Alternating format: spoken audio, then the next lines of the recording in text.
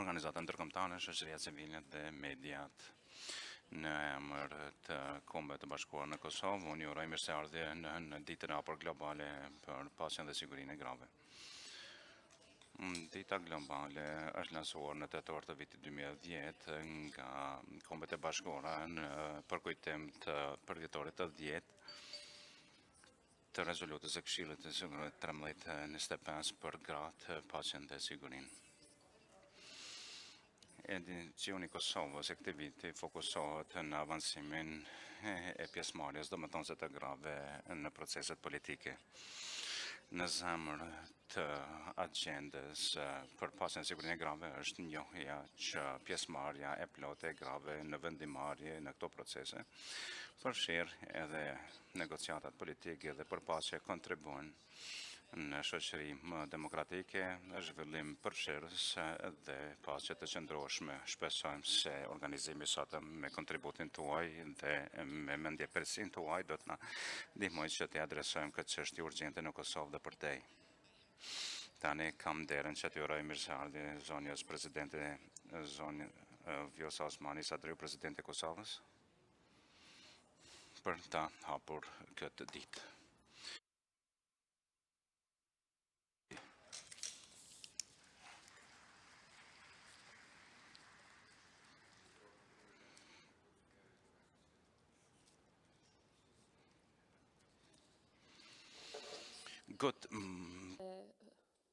Një numër i pak i zotrinve që janë sot këtu me ne, e nderuar zëvendës kryeministre e Republikës së Kosovës, zonja Rexhepi, të nderuara zonja Zjade dhe zonja Ricardson, të nderuara shkëlqësia ambasadore që jeni sot prezent, të nderuar përfaqësues të shoqërisë civile në Kosovë dhe përfaqësues të institucioneve të sigurisë, të nderuar të pranishëm.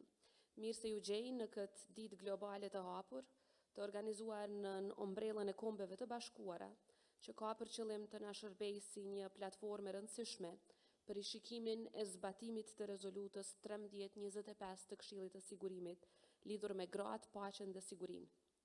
Por mbi të gjitha është një platformë shtesë për të fuqizuar zërin e vajzave dhe grave. E mirë pres faktin që Kosova është pjesë e hartës botërore të ditëve të hapura globale, të cilat në qendër të vëmendjes e kanë agjendën për gratë, paqen dhe sigurinë.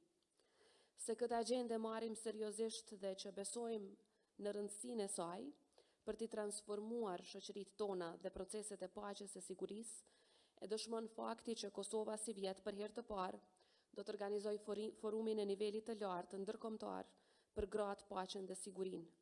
Ky ishte një ndër zotimet tona kryesore në kuadër të samitit për demokraci, të organizuar nga presidenti Biden, dhe jam jashtëzakonisht e lumtur që me 22 dhe 23 tetor, së bashku me Ministrinë e Punëve të Jashtme dhe Diasporës, si dhe në bashkëpunim me partnerë të shumt, në mesin e të cilëve edhe shumë nga ju që jeni sot këtu prezent, do ta bëjmë Kosovën pjesë të diskutimeve globale mbi rëndësinë e kësaj agjende, si dhe mbi sfidat e mundësitë për zbatimin e suksesshëm të saj.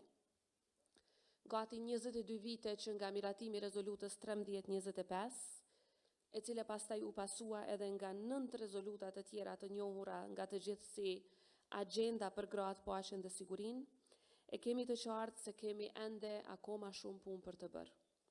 Por mbi të gjitha kemi kaq shumë sfida të reja e dinamika shqetësuese që e bëjnë diskutimin mbi implementimin e kësaj agjende jashtëzakonisht të rëndësishme. Ky takim dhe ky diskutim sot po ndodh në një kohë kur paqja, liria dhe siguria janë sulmuar sërish në zemër të Evropës, dhe kur vajzat dhe gratë e Ukrainës janë cak i dhunës, torturës dhe trajtimit njerëzor. Andaj përderisa jemi dëshmitar të këtyre vuajtjeve, të cilat na përkujtojnë dhimbjen dhe prekin plagët e freskëta tonat të luftës, është më se e natyrshme që si Kosovë ne angazhohemi jashtëzakonisht shumë për jetësimin e kësaj agjende brenda e jashtë kufive tonë. Inside our borders and also across. The initial premise of every discussion should be that participation of women and girls in peace and security processes is our best guarantee for peace and security that is sustainable and durable and secure. peace in the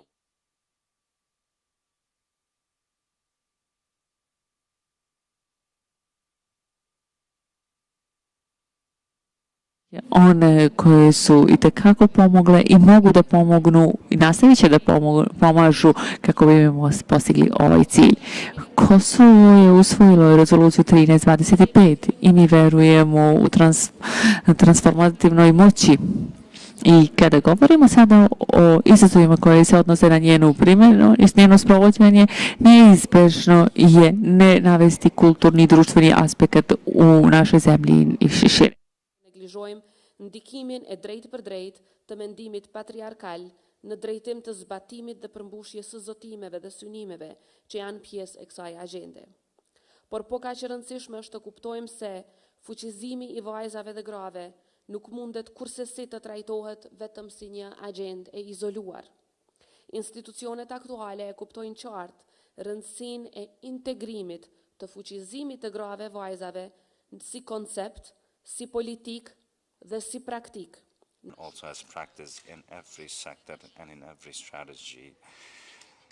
No difference. We have a new momentum and new window opportunity to create precondition for implementing the agenda.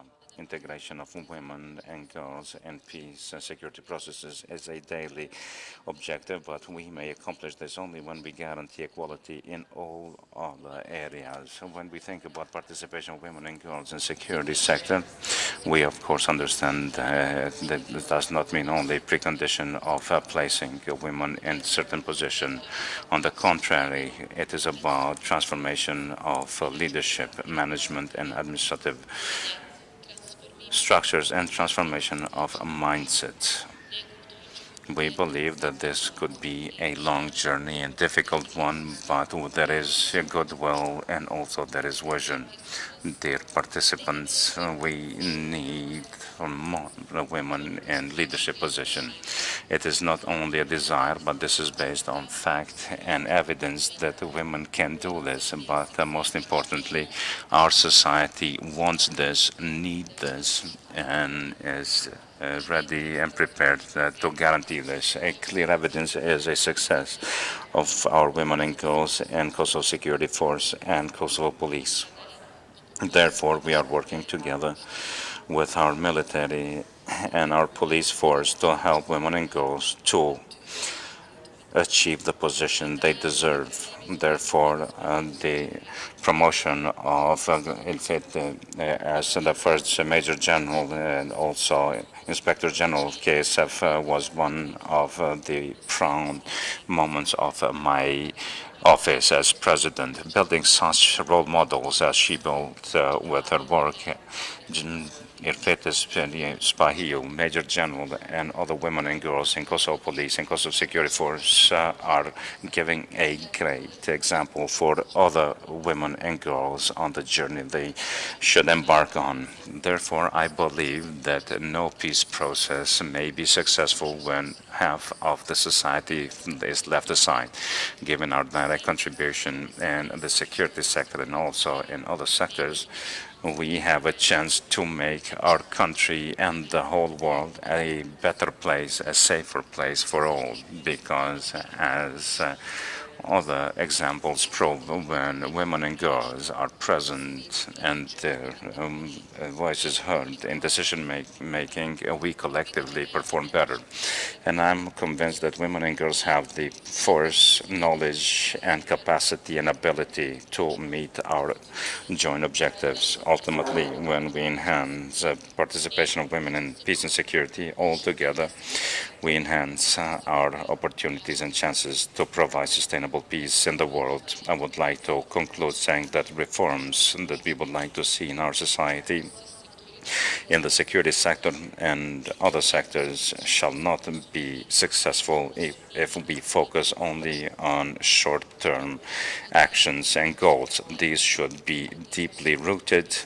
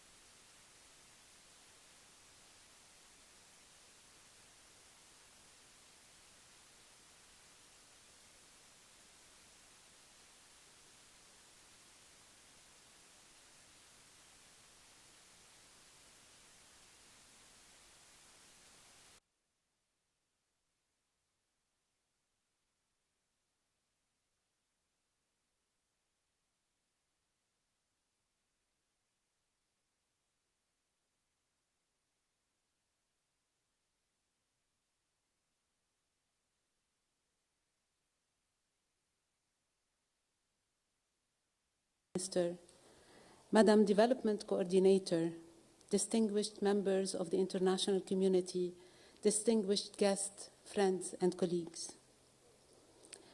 It is my pleasure to welcome you to this year's Global Open Day on Women, Peace, and Security in Kosovo.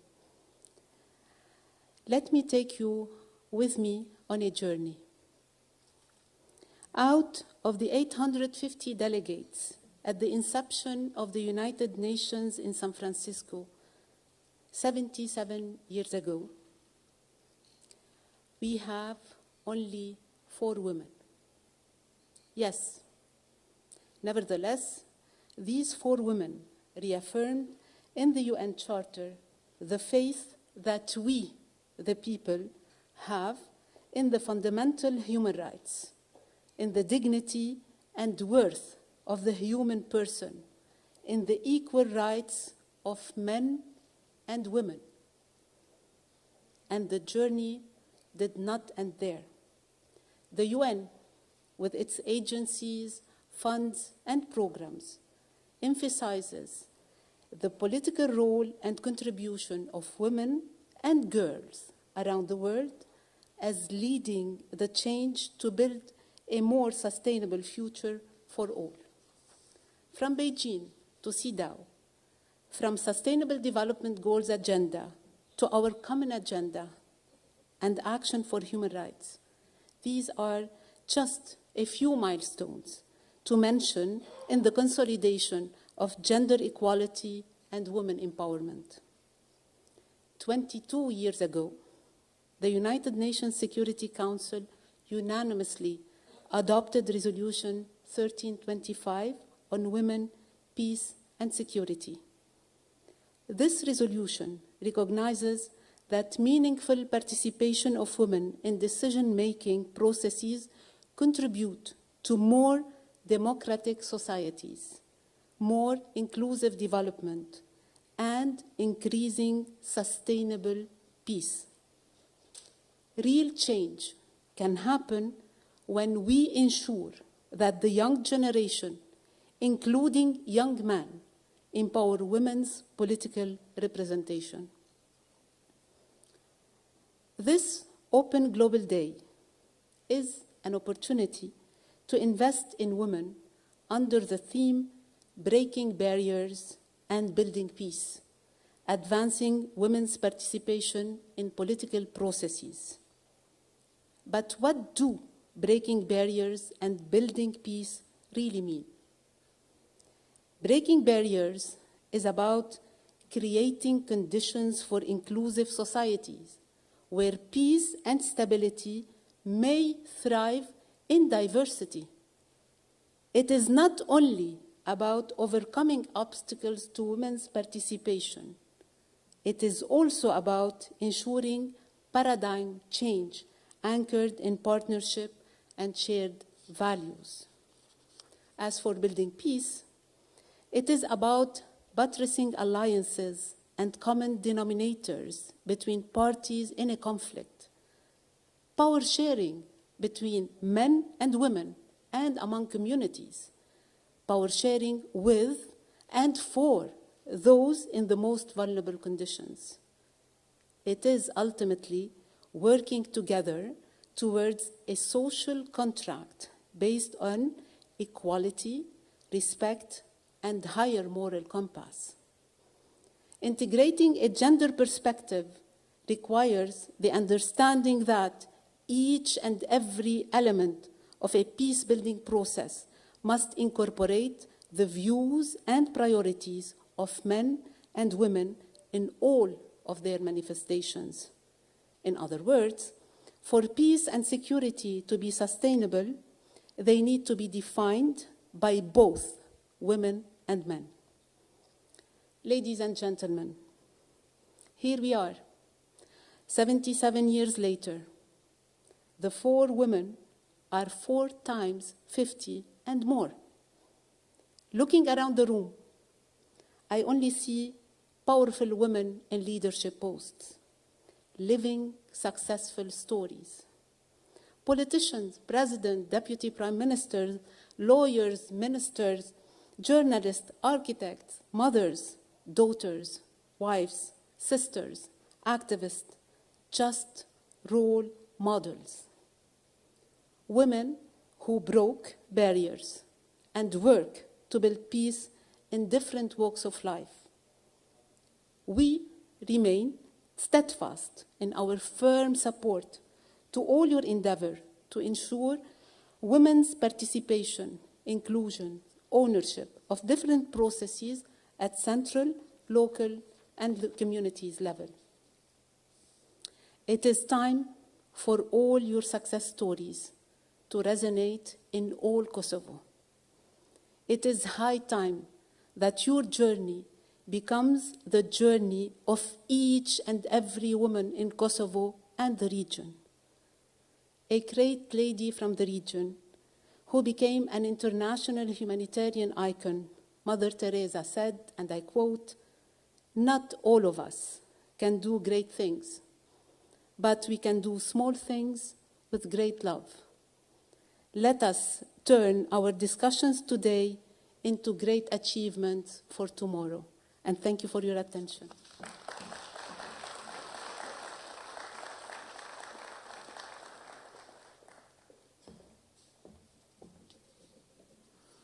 Thank you very much, Madam SRSG. I would like to now welcome the United Nations Development Coordinator, Ms. Ulrika Ricardson.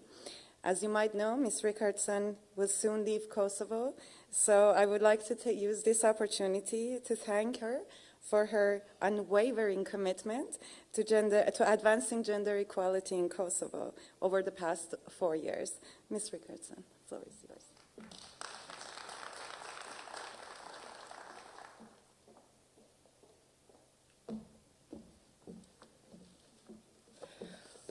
Honourable President, Honourable SRSG, Deputy Prime Minister, Honourable Ambassadors, UN Women colleagues, civil society colleagues, members of the various institutions, dear friends, dear colleagues.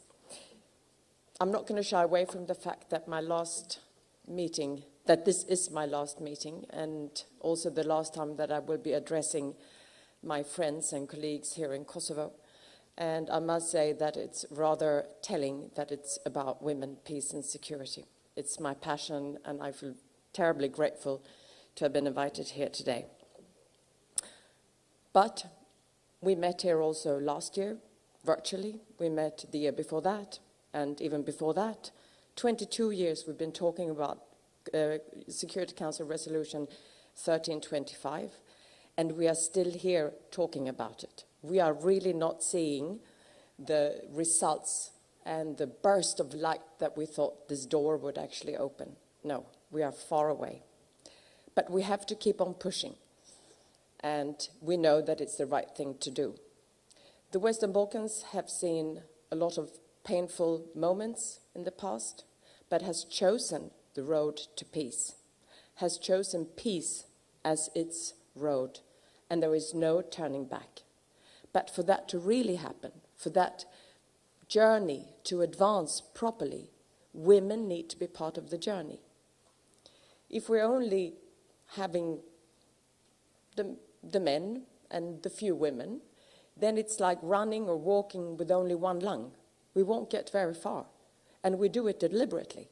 So, in my view, we have absolutely no excuse of not involving women in this journey.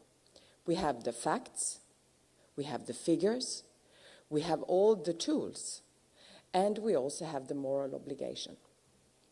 So for me, I've been extremely impressed through my 4 years here in Kosovo of the quality and the determination and the passion and the dynamism of the women's movement, not only in Kosovo, but in the entire region. And I believe that that women's movement is such an important engine for this road and this journey to really continue, and to not sort of having to look back and say that we really did not achieve what we wanted to. So I think that women's movement is an absolute sine non qua for driving peace and for driving equality and inclusion in the region. including here in Kosovo. Obviously, the starting point here is a lot about political participation, which is the focus of today's meeting. And as I said, we have the tools. We know that quotas introduced have done hugely for the women's participation in the Kosovo parliament, not only in Kosovo, but we've seen it around the world, how the quota has been an effective tool to get women into politics. Because when we get women into politics, we get women into decision-making. And that is what it's about. It's about power sharing, which also the SRSG eloquently mentioned. Because power is not infinite, so it's rather finite. So men who sit on power have to give up a little bit about their power and allow women to enter this space of power for a true power sharing. Because it's only then that we can have true development, sustainable development, inclusive development, but also sustaining peace. And we owe it to people. We owe it to the past, and above all, we owe it to future generations. In the UN system here, we have, I'm very pleased to have witnessed also the excellent cooperation that we, as agencies, funds and program, together with UNMIC, have with institutions and have with the society. Because that cooperation, I believe, is so fundamental for us to be relevant and to be useful for Kosovo's present and Kosovo's future. Again, I wish to thank everyone who have extended a lot of their passion to me. It has spilled over on me, and I feel that I feel extremely privileged to have spent 4 years in Kosovo, and it's with a heavy heart, but still with a very happy heart, that I leave this beautiful place and its beautiful people. Thank you very much.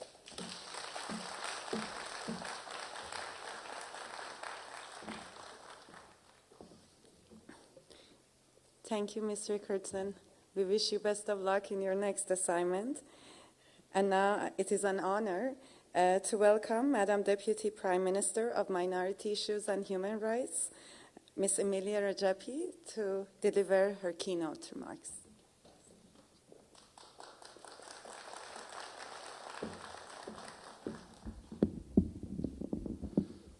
Thank you.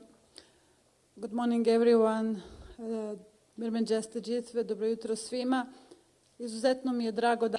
I'm extremely glad to be today a part of this event that is devoted to peace, stability, and political decisiveness in places where we are all present all these years.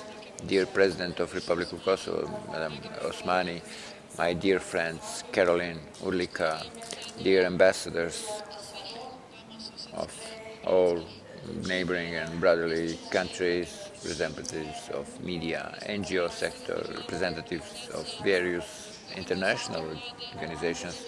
On behalf of Kosovo government, on behalf of Kosovo citizens, Kosovo minority citizens too, one big thank you for all these years for exerting an impact for democratic process in this society to get advanced, and for all of us, as much as we are capable, to give our best to be equal, to be sane, to be represented in all institutions of Republic of Kosovo without any kind of discrimination, be it ethnic, religious, gender, origin. Today's topic is devoted to women's rights and peace and stability. This is something that touches upon all of us, first of all, in our families, then in our environment where we live, and eventually in our state. As much as we are courageous as women and decisive and persistent in this process, this is how much we can change our society, open up to the region, and accept all our neighbors equally. So on my personal behalf and on behalf of the government and all the citizens, I'm stating that this is a long battle, but we have to be persistent and united in this process in order for everything to work smoothly. Once again, thank you all, and I wish you a successful conference. Thank you.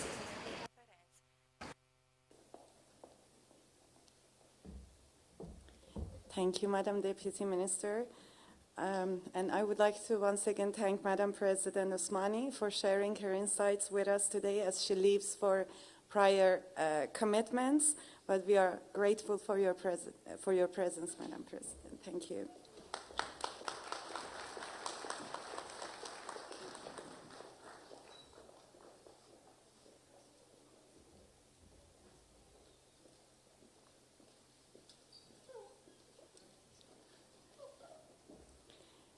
And now I would like to welcome another champion of gender equality, Madam Karin Hernmark Ahnini, Swedish ambassador to Kosovo, to deliver her keynote speech, please.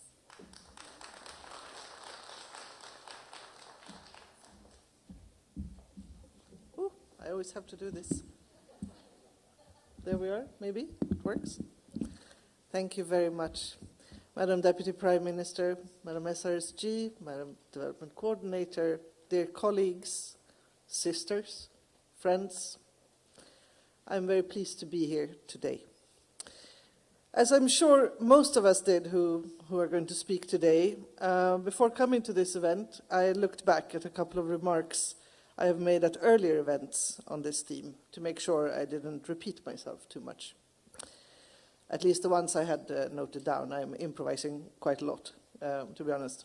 To use a reference that will tell my age, I didn't want to sound like a broken record. But then I looked at the actual situation and realized as that hadn't changed too much, maybe the message shouldn't have to either. Resolution 1325 was adopted in the year 2000, as has been noted. That is 22 years ago. The Beijing Conference was in 1995. Since then, there has been progress. It has to be acknowledged. Male politicians and decision makers don't automatically snigger or sigh when you mention women and peace and security. We manage to sometimes have meaningful discussions about the principles of it in international fora, like the UN and the OSCE. And we have seen real progress on the ground in the civil society environment, as activists, peace builders, recovery work, and in many countries in the political sphere. But here's where I get repetitive. When Sweden first formulated its feminist foreign policy in 2014, the 3 R's were the starting point: rights, resources, representation. Many countries, like Kosovo, have acted on the rights, at least on paper, through action plans, legislation, other things to achieve this gender equality. Resources, usually a little bit more difficult, as it requires a bit more analysis to see where the resource allocation is skewed in favor of men. As an example, a very pedestrian example from my childhood, when I grew up, it was a given that the boys' ice hockey should be allocated the better time slots at the publicly funded ice rink than the girls, more girls, coded figure skating. But where it gets really difficult is representation. The number of seats at the negotiating and decision-making tables are limited. You can expand them, but only so much before it gets impractical. At the end of the day, there will be a limited number of decision makers who will hold the fate of the majority in their hands. Women stepping in as more than a token presence requires someone else to step aside. The various crown princes waiting on the side to take their places and have built their careers to get into those positions would have to step aside. They will not get those places. Whenever there is a movement for change, there is going to be a pushback. Why would anyone let you sit at the table and have a say unless it costs more to keep you out? I firmly believe that to have women taking part in peace negotiations and political processes is not only the right thing to do, but also the most effective thing to do to get the best possible outcome. not because all women are the same or have the same interests or backgrounds or experiences or views, but because it gives the negotiators and decision makers a broader understanding of both what the conflict is in a larger sense and what the peace and solutions should be like. Women's participation is a question of equality and equity. It matters because peace negotiations and political processes and the agreements they generate set the structure and direction for all policies of the country for many years to come. For Kosovo, I would wish to see that all the very good work that has been done already, like the law on gender equality, should be implemented throughout the system, including, it must be said, in the context of the EU-facilitated dialogue with Belgrade. There are numerous very qualified and senior women who could be part of this. And if you don't know them, just ask UN Women. They have a list.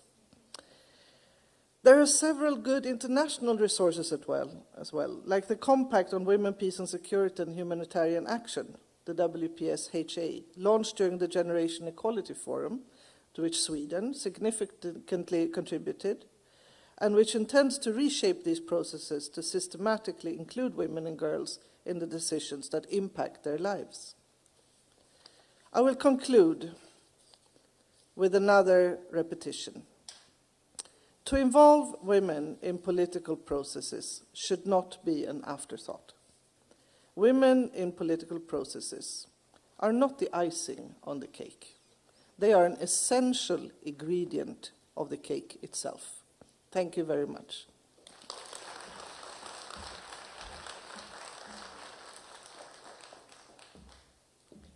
Thank you very much, everyone. Now I would like to invite you all to go to the hallway for a group photo to memorize this great day, and after that, coffee break. But grateful if you will be back here by 10:40, so we will start our first panel discussion. Please.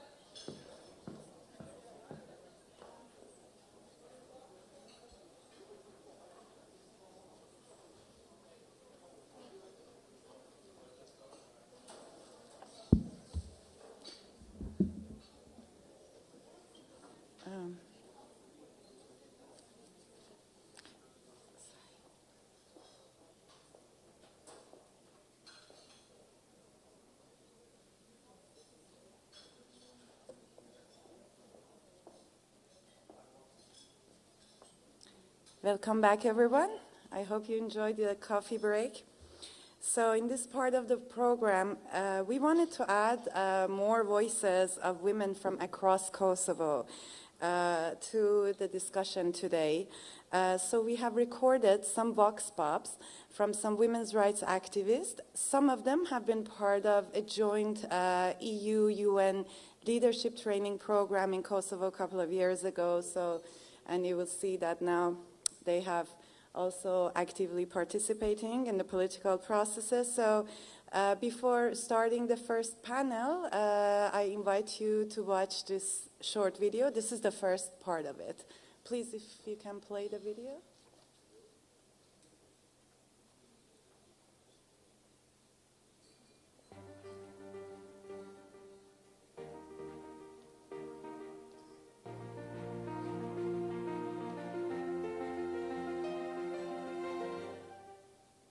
Studies have shown that participation of women in civil society organizations in peacemaking processes will make it 65% less likely for an agreement to fail.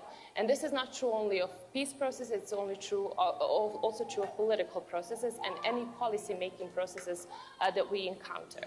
But for women and their voices to be clearly heard at this point, it's not just enough to have one woman there or two or any symbolic number of women. We have to have enough of them there to make their voice sufficiently heard. You cannot make policies that will only address the needs of half of the society. Përfshirja e grave në proceset vendimarrëse rrin njëshmërinë gjinore që kërkohet për të zgjidhur të gjitha problemet në shoqëri. Nuk mund të flasim për zgjidhje të problemeve që ndikojnë drejt për drejt në jetën e grave dhe në një zhvillim demokratik pa i pasur gratë të përfshira në tavolinë dhe të zëshme në kërkesat e tyre. Të gjitha vendimet administrative dhe politike ndikojnë në jetën e grave dhe burrave, por mungesa e grave në vendimarrje në politika shtetërore ndikon më së shumti tek gratë.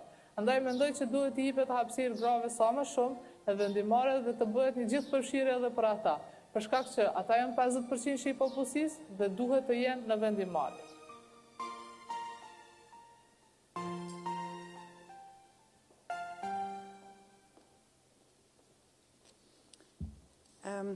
So now I would like to welcome the head of UN Women Office in Kosovo, Ms. Flora Noshi, who will be moderating our first panel discussion today, and her honorable guests, panel members, please. So our first panel discussion is focusing on the importance of women's leadership in sustainable peace. Please, panel.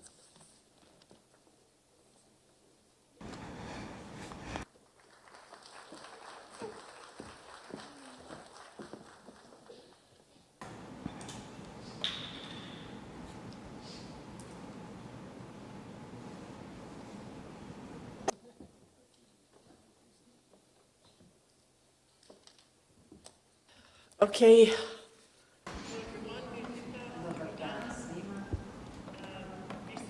Welcome. Such an honor. Global Open Days has become our tradition. It has become a forum where we reunite to remind ourselves, but also men, leaders, and members of the society that we are here, we are happy to contribute, and that we want to build the peace, security, and stability together.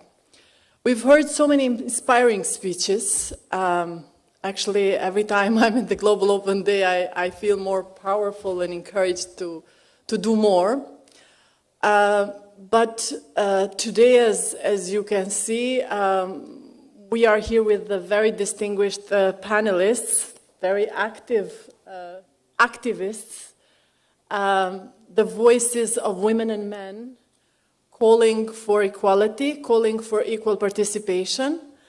And I would like to represent them before we start with questions. So with me today, online, I will start with Geratina because she couldn't, it was impossible to travel. Geratina Tuhina is a currently RTK correspondent from Brussels. She's, I can say, a very powerful woman. I've known her since I was very young as a role model because she was always the word through media and the voice through media. And she's currently in Brussels where the dialogue is taking place, very much involved, very much in contact with people. And we can't wait to hear your input, Geracina. So Geracina will be joining us online. And then we have Donika Emini. Donika, as you know her, she's a real trailblazer, actually. She's very articulated, she's very vocal.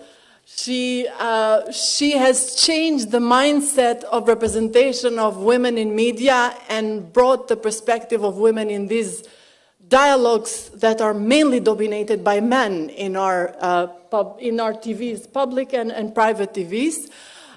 This is a concern that I've been raising all the time with the media representatives because we are tired of looking at only men talking about politics. So we hear always Donika's voice, and she is always there to kind of change the conversation and direction of the conversation. So Donika, welcome, and we look forward to our conversation.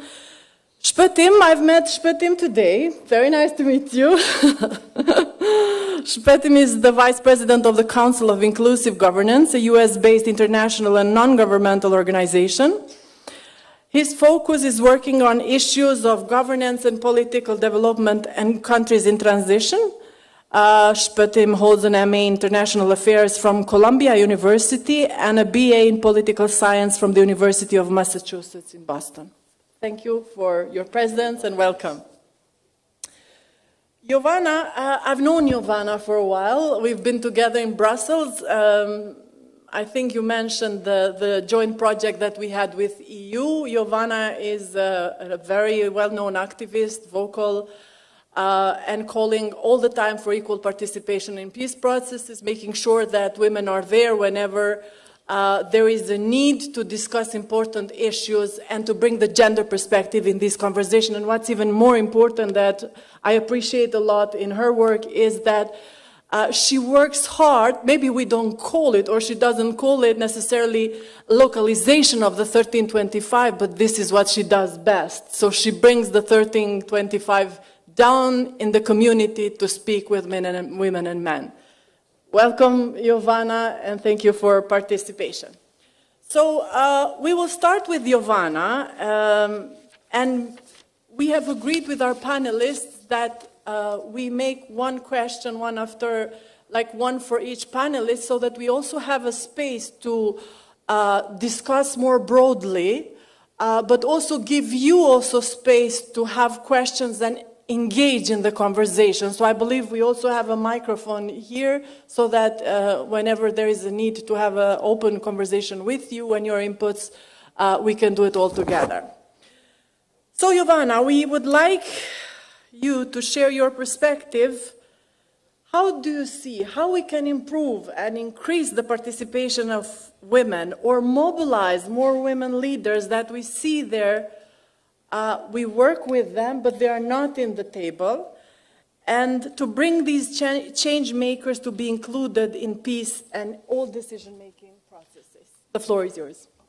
Thank you so much, and thank you for the kind words before with the introduction. It is an honor to be here today and speaking about this very important topic. You have just mentioned the Brussels trip and the joint project of UNMIC and the EU office in Kosovo.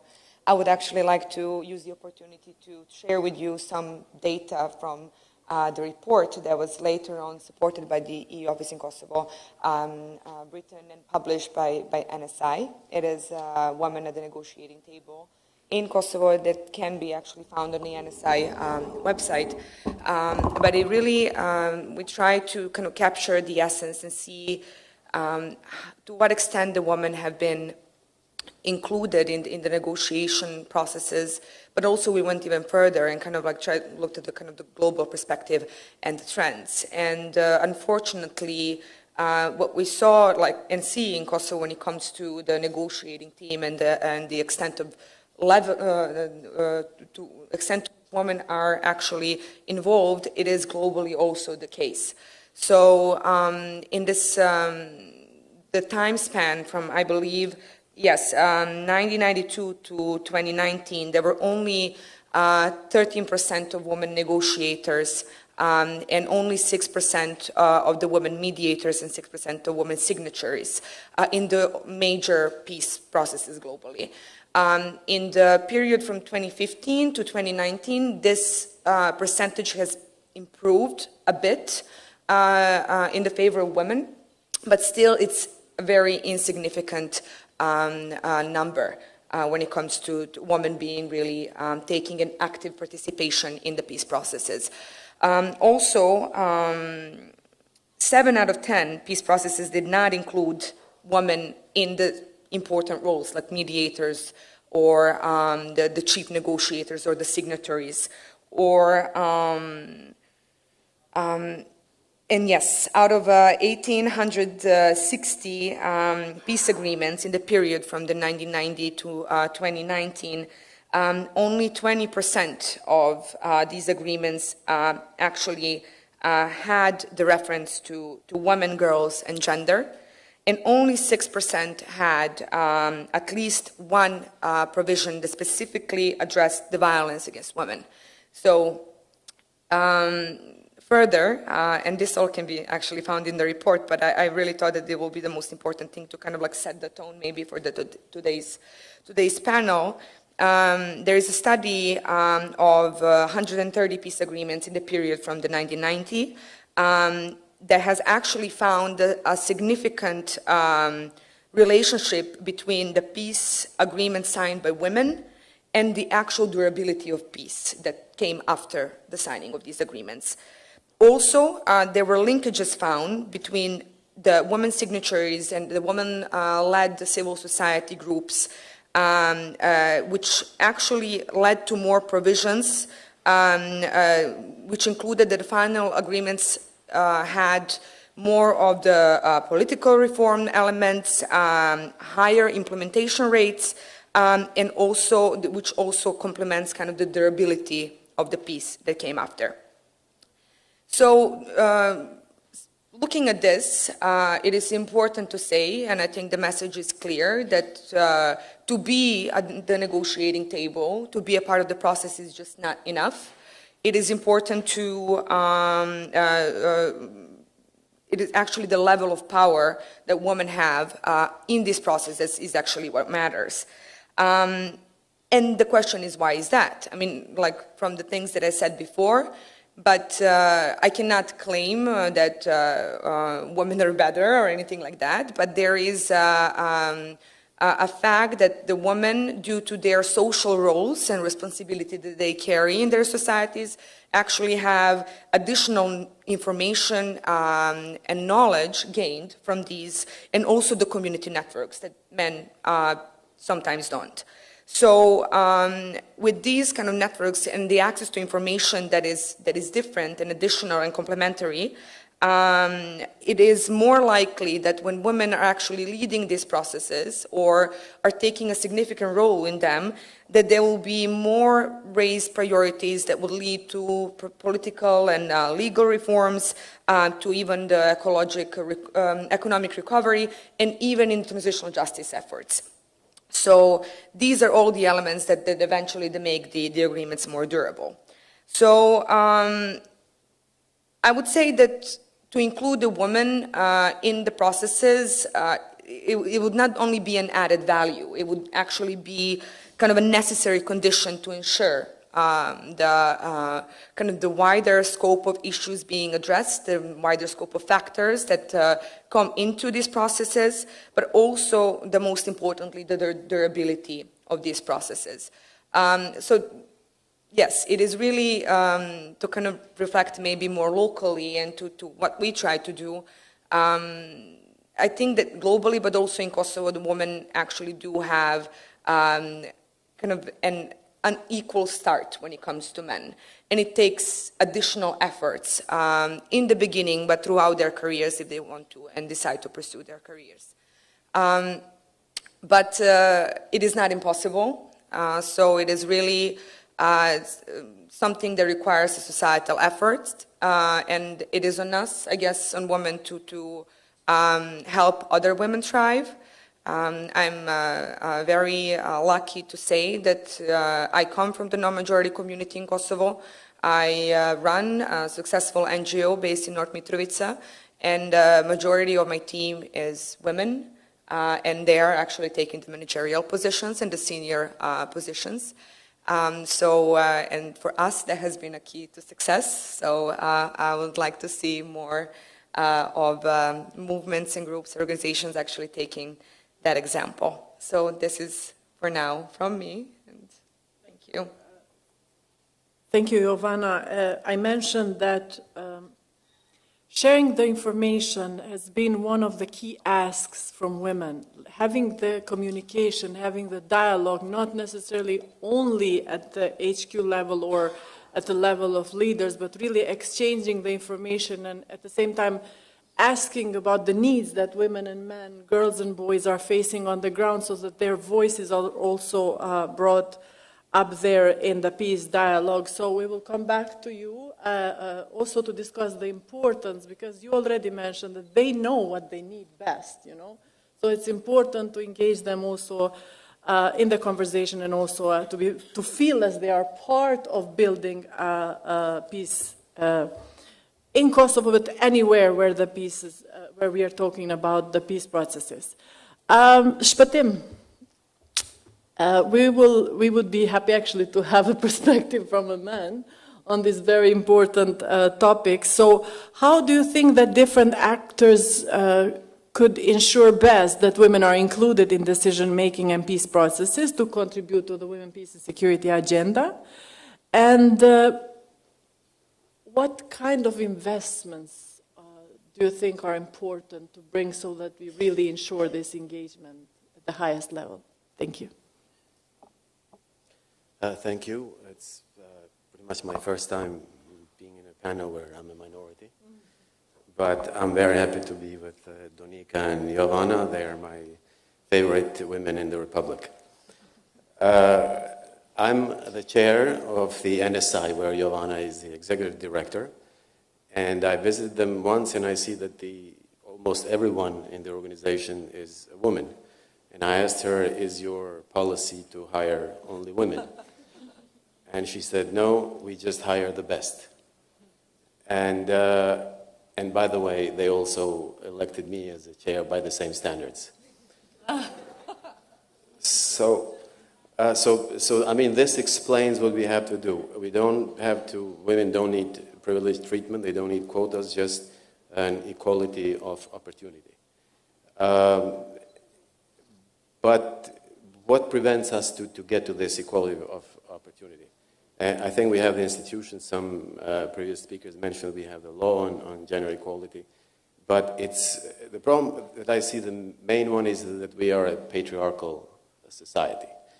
I mean, even today, the code of Leg Dugajini, 500-year-old thing, is applied probably more extensively in Kosovo than the constitution of Kosovo. And that code puts decision-making at the core of Kosovo male identity, including the Serbian male. Jovana, your people are not better. So how do we, and then it's stereotyping, and then, to your question, how do we address these things? Now more specifically, I'd say we could start with, for instance, political parties. We see that we know the political parties are the core of a democratic system. And when we look in Kosovo, first of all, not a single leader is a woman. And then women constitute a very small proportion of political party presidencies. And even in cases where we have women, they're mostly there to kind of promote the policy. They're not as engaged in formulating it. And we've had We have now the second woman president, but we all remember President Yayaga, who was a great president, but unfortunately was not allowed, or these barriers that we have did not allow her to engage much in policy formulation. What she was doing kind of was promoting it, and I think what we need women not just to promote the game, but to kind of play it. Then as I said, I am against quotas and privileged treatment in democratic societies, but we're not there yet. So then another thing to get to some equality is to introduce quotas everywhere, not just in the parliament, but also in the negotiation team, introduce quotas in boards and in universities, because I think education is probably the best tool to fight this discrimination.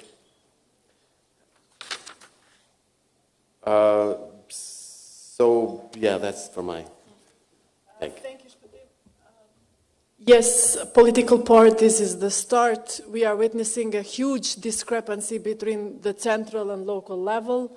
We see that quota has, in a way, educated the citizens. Then now they see that there is a need to have more women, and their vote is for women more than ever before. It can be better, of course. But then we see this discrepancy with the local level, where women are not represented, women are not candidates, we don't have many women for mayors, candidates for mayors, and of course we have only few women mayors, which I think this gap should be improved, because we cannot live in a society where we live in two parallels, the central in Pristina, but then all the municipalities are male-dominated. So I think this is, at least from my perspective, a suggestion for investments in the future, so that we elevate the local level, the women from the local, encourage them to be part of decision-making, and then at the same time help them grow into also becoming part of the central level.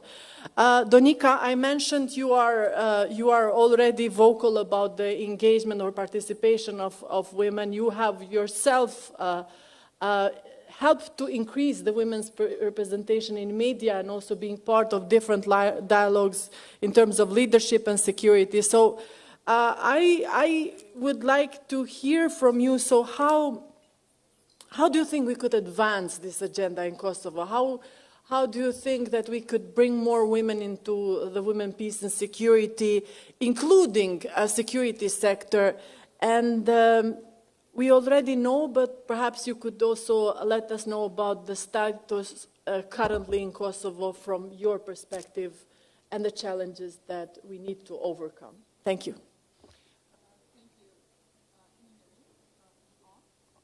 Okay, for a person who is in the media quite a lot, not really knowing how to turn on a mic, speaks volumes about the level of stress that I have speaking here, because I'm not only here to speak about, like just women's rights and this importance of including us in policy making, which is, basically tiring, because you feel like the whole time you have to prove yourself. Like every time I attend this kind of panels, I feel like, oh my God, I need a list of things that, to promote myself, to convince the others. Why is it important to have me here? It feels like, I'm really putting myself out in the market, which kind of, is exhausting to do it the whole time. And then the other level of stress comes from the fact that I'm sitting here with you. I mean, not just in the panel, but in the audience. There are people who are role models. And you never underestimate yourself, because you never know who is watching you and who is following what you do, and who is waking up in the morning feeling inspired by the work that you do. So that's why, I feel kind of emotional being here, because it's not speaking about, processes which do not directly also involve the efforts I have to put every day to just be who I am and be here. But then, you know, like these panels are kind of preaching to all the already converted, because, you know, like you always find people who are actually supportive of. And challenging stereotypes happens out there and happens on the ground and happens in reality. Like for me being in the media, it was probably the most uncomfortable thing that I've done in my life. And it's because you expose yourself to, out there, you sit with a lot of men who basically either don't let you talk, or like you have to yell at them in order to make yourself, you know, heard in that environment, or they just, you know, sometimes they just take your words, repeat, and then all of a sudden it sounds smarter. It sounds smarter coming out of the man's mouth and not, you know, like when you say it. So like you just, you know, kind of, you know, take your words and just repeat them, and then all of a sudden like, oh, this person said this, and it's like, oh, genuine. So that's why, you know, like every time I go on TV debates, I always have like this thing in mind. Okay, I'm out there, and I'm not Donika out there, unfortunately. Shpatim is Shpatim. It's not all the men in the world and all the men in Kosovo. Donika is all the men and all the women in Kosovo. Because if I say something or do something, it will be like, oh my God, all women. Wow. But then, you know, so you have the burden of not just being yourself and having this responsibility of the, you know, saying things in public on very sensitive issues. But you also have the burden of all the women who are listening to you. You sort of are representing them without them actually, you know, voting for you or anything, because I'm civil society. So it's extremely difficult to have all the burden of all the women out there. And even when I deal with, you know, like languages, I mean, it was a very sexist language towards me. It's like things that you think in a very fast way. A matter of seconds, you just think like, if I don't react now, all the women in the world, in Kosovo, will look at me and they will say like, this is acceptable. So I better react now and probably make this debate a rubbish. No one's gonna, I mean, we're not gonna talk about content anymore, so it's gonna be like a completely different debate that we are going to start, but it's better to do it, because then all the women will see that this behavior is unacceptable, which was the case with the university professor calling me an easy target. So I had to stop and say like, well, this is a sexist language and I won't allow this. And then I continued talking on the Kosovo-Serbia dialogue, which then nobody actually listened to, because everybody was like, oh my God, she said sexist, something sexist on TV. So it's extremely, extremely tiring. I've been working on women issues in the security sector. And while I was doing a lot of research, I realized that we love statistics. Oh my God, you know, like because this is the easiest way you can manipulate. You go to a certain institution and say like, oh, we have like 15% women, all of them are happy. And then you listen to the women, they're actually not happy, because they do not belong to the high ranking. First, when you talk to like security sector, which is conventionally known as an environment for tough men, you know, not even weak men can make it there. And then you feel like, okay, these are mid or low level, probably administration not uniformed, civil staff. So you look at the stats. Stats say, okay, 18, 15, 20, you know, 20 can be like something that we can reach the maximum in Kosovo. But then you see that maybe, you know, you have to look deep down and see what the statistics are saying, and where are these women, what do they do, and how did they make it there? Is it very hard for them to actually be promoted within the institution? And how can they make it in an environment designed for men by men? Because every time someone says like, oh, it's very difficult for you, yes, it's difficult for me because the system is not built for me. The system has been built by men to fit the men. So that's why, you know, I kind of try to fit in and have to do like additional work in order to make it there, because it's not a system that has been built for me. And leaving 50% of the population out of something when you design is kind of, you know, a huge loss. Ours was designed by women. Well then, but also in UNMIC they had a lot of issues with women representation. So, so for me, like when it comes to decision making, it's not the number, it's not quota. Quota is great. I love I love it being there. I hate it being the need to be there, but it's good that it is.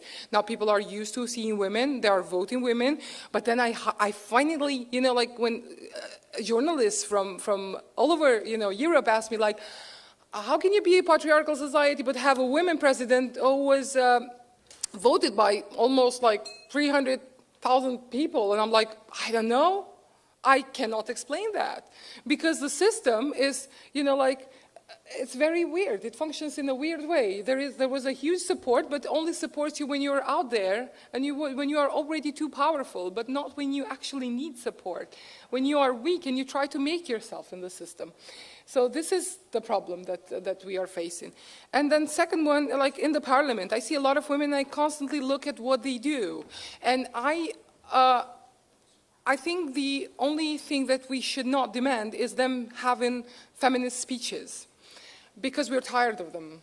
I want all the women in the parliament to horizontally include women perspective in every law, regulation, bylaw, every discussion in the parliament to bring the women's perspective. Not just, you know, because we are stuck in the surface. We are stuck in like how many percent, how many of those are there, what do they do, what do they wear, but never what do they do in including gender perspective in every law. You know, and this is very important, and this is something I haven't seen yet. Because then you see women who are very problematic and have very problematic approach or attitude towards some issues that are very sensitive to women. And I'm not talking about the case of Kosovo now, but abortion in the US now, that is like a very super sensitive case. And then, you know, there is women in negotiations, which is my favorite topic. And then I see track 1, track 2, track 3. I worked with Afghan women when I was in Germany, when I worked there. And I feel sorry for what the system has done to them. Because for 20 years they told them like, oh, look, you can be this. Women's rights, you know, let's go to the White House, let's go to the EU, let's go to the EU member states, we will promote you, we'll teach you what women's rights are. And then hardly include them in the negotiations, and most of the negotiations with the Taliban actually touched their existential sort of issues. And then the international community leaves and say like, bye-bye, what have we taught you in the past 20 years might not be relevant anymore because we're leaving, and now it's up to you to survive in the system, which is basically going to crush you. This is the problem that I have with the negotiations process. The fact that, first, we're not included even in statistics. I mean, if you look at the statistics, are very sad. Second, even if we are included, we are probably supporting the process, but not necessarily leading the process. And then they count on women on track 2 because they say like, oh, track 2 is very important, promoting and reporting and academia experts level, like me, I'm stuck in that level. And then track 3, which is the most important, where women play a huge role, which is being close to the community, localizing all these, you know, agreements and getting inputs and promoting the dialogue, and they are in track 3. They hardly have money to do track 3 activities. They are hardly supported because, I mean, they are not so important. It's just track 3. The system can improve, and the system can improve in small bits. First of all, we don't talk about stats. Statistics lie. Second, all of us have a role to play. I mean, be it, you know, in the policy making, we should start with political parties. I mean, look at the way they treat women during political campaigns. I mean, I am an active part of every political campaign, and they hardly promote them, they hardly support them, and they put them in the list just because, you know, like they need it for the quota, which is problematic because they always stuck in the debate whether it's 30% or 50%, and so, because it's very important, the numbers are important. And then, you know, like the way these women are supported in the party, the way these women are vocal in the party, and then because that's when where everything starts. And then the second one is for civil society. Giovanna mentioned the fact that she has all women, you know, team. So this is traditionally the case with Civicos, even before I joined Civicos. But, you know, like, I hate the fact that every time there is a panel discussion, they say like, oh, we cannot find women experts. Like, really? You should look, you know, deeper and probably not get stuck in the surface, because there are a lot of women experts. So panel discussion, give them visibility, give them platform, promote them, include them, make them, you know, have a voice either through a report, video, whatever, but be, you know, capable of supporting them enough for them to be seen, because then once you're seen, things get slightly easier. It's all challenging and hard to the phase that you are not seen, you're not relevant, and nobody supports you. This is probably the hardest, it was the hardest part for me, and it should be the hardest part for all. And just, you know, like, every time you think about an issue, a process ongoing, you just, you know, think about women, because including women perspective makes everything more sustainable, effective, implementable, and, you know, like, it has a result in the end. And this is something that we have been missing. And what I have already witnessed in Kosovo is that every time there is a woman leading, in a leading position, like the president, for instance, the overall gender representation in the institutions go down. Because every time you talk about women's rights, they go like, hey, you have the president, like, what else do you want? But then, you know, that's not enough, because we have to be everywhere, because we are everywhere. And this is a case with the chief negotiator, Edita Tahiri, who I really respect, and I think she was one of the best negotiators. And then, you know, like, whenever we talk about, like, okay, women perspective in negotiations, more women in negotiations, go like, oh, but you have the Edita, like, what else do you want? So it's not just a woman being there, it's the gender perspective being embedded deeply in the process in order for it to be successful. That's it, and it's very simple, and I don't know how simple than this it can be, and why do we make it so difficult, and why do we, you know, continue doing the same wrong thing over and over again? Thank you. Faleminderit shumë. Donique brought to my attention, and just to kind of recap your discussion, few key core actually elements on how to promote and invest in women to be able to be part of like active and meaningful participation in the peace processes, but also in the decision making. Women experts, you brought to my attention a situation when a representative of international community asked me, oh, you and women are promoting women in peace processes, etc., etc. Tell me, if I would be the prime minister and come to you and ask for a list of women experts, would you have it ready? I said to him, but what about the list of men that the prime ministers throughout the years had? Do you think they were all the time the best experts of Kosovo? Like, how come that suddenly when we speak about women, they want a list of the best experts? And this is, I believe, what you actually said, that when it comes to women, they really want to see the best experts. But when it comes to men, it can be anyone just to be there and speak about the peace.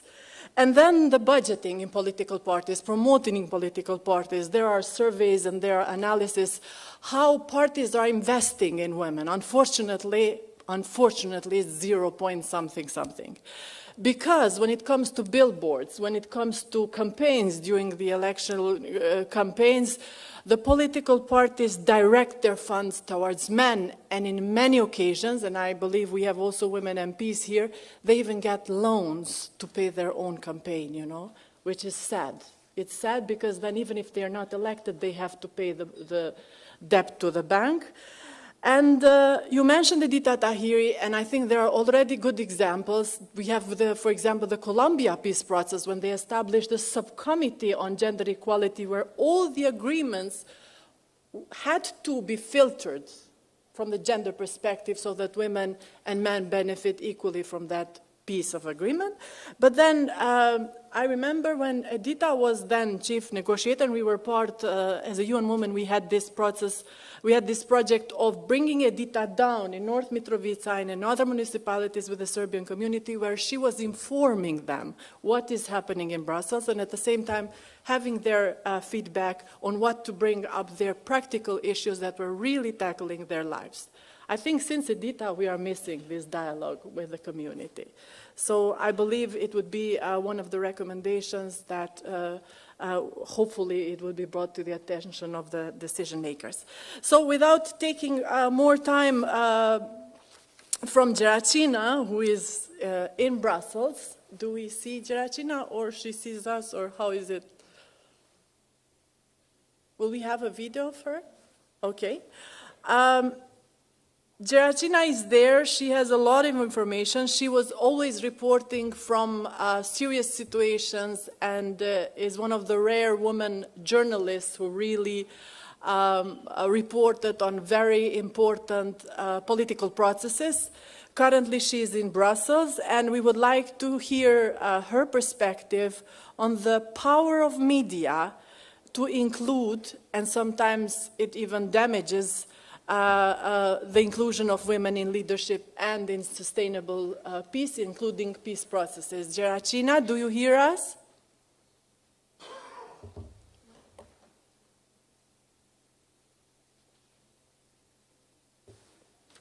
Geracina? Is she muted? Okay.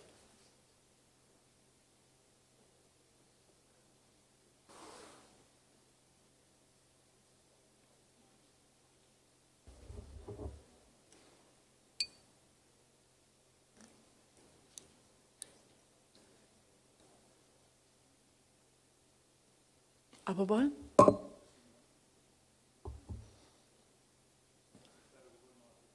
Okay. Just a second until it speaks.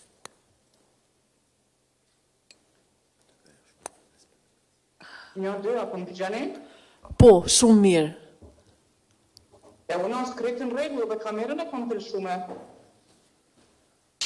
I think we're good fun now. My camera is on. Okay. With camera. Is anyone from the technical team? Can we see Geracina? Her camera is on. Geracina, që veç pak se të regullu është.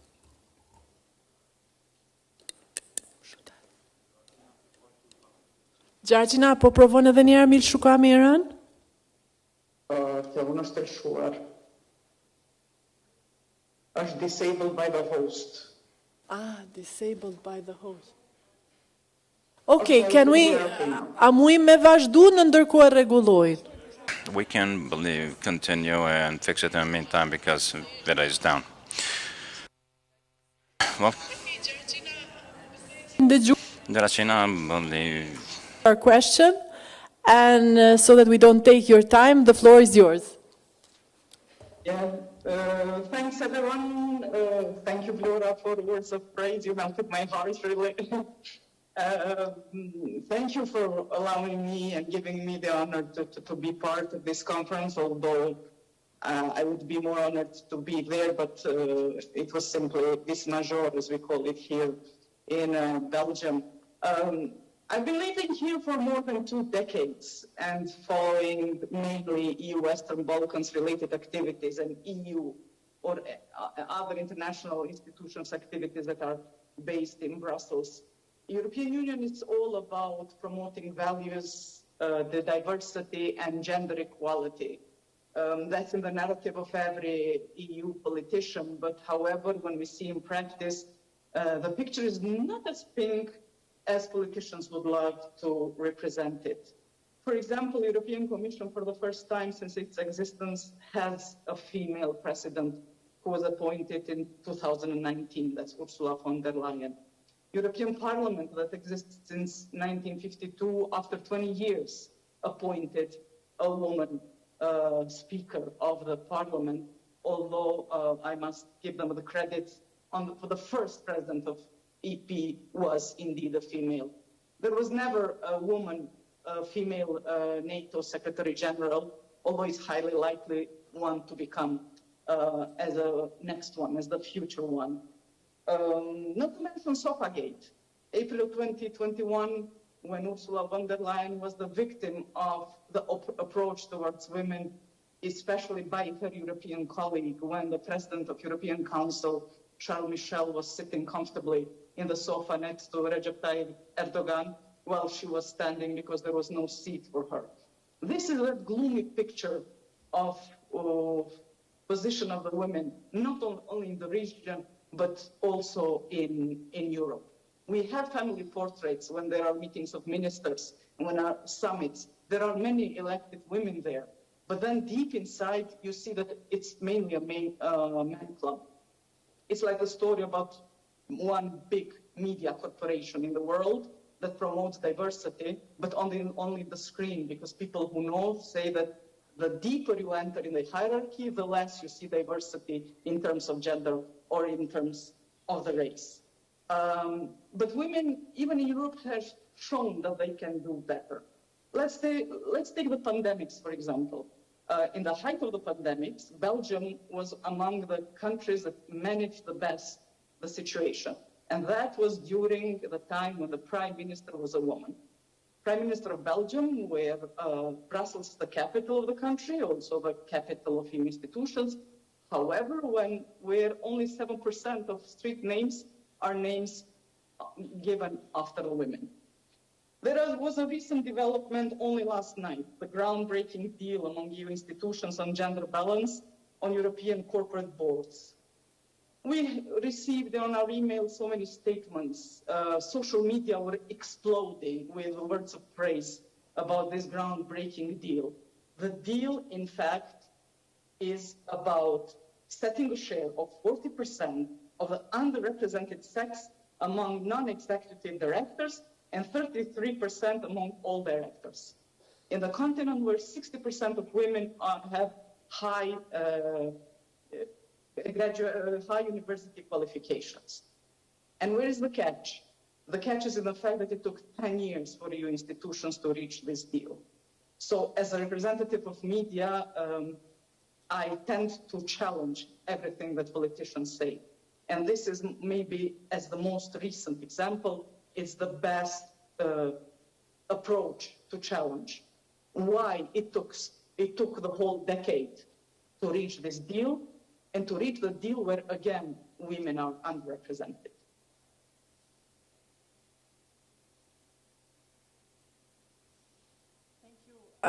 Thank you, Geratina.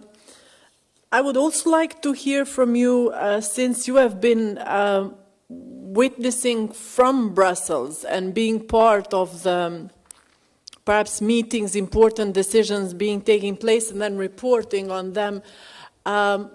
I would also like to hear more about your opinion and also gender-sensitive reporting or the inclusion of the needs of women and girls in these conversations, like in case you were able to be part or hearing, because sometimes we feel that the Brussels dialogue is far from us, but then you are there and I believe that you have more access to information. So I would really like to hear from you, how can that be improved since you are there? Like, what we should do here more so that women are heard more in Brussels? Unfortunately, the Brussels dialogue is the most important process Kosovo has had in this century, in past decade, is one of the least transparent processes happening in Brussels. The fact that I'm here physically doesn't mean that I have that much access to the information, because it's mainly waiting in front of the building for the meeting to end, for which we only know when it starts and never when the epilogue will happen. And we are, as a journalist, basically victims or hostages of statements given by politicians. However, Kosovo has had a historic share of the gender balance or gender domination, I would say, in this process, because we had a woman who was leading the negotiation team for years in these processes. Now there is a man who is leading the process because of the appointment and the political position this person has. However, in the team, experts team, there is a significant percentage of women. The recent, for example, the issue of car plates, when there was a working group that was meeting within 6 months, basically every month, even more, Kosovo was represented by 50% of the women in this team. So it's not that women are not that visible. It's not that women are not present. It's just that they are not that visible. But I wouldn't call it the wrong approach towards gender issue in this situation. It's more of the issue of the expert level, because women are there whenever there is a required topic to be discussed, and there is a certain professional or expert coming from a certain country. Faleminderit shumë, Gjeragjina. I believe now it's time, if the audience would like to have a question for our panelists. We have, I think, 5 minutes. Yes, Sanam? 5 minutes. Okay, because I'm looking at Sanam. If anyone would like to ask.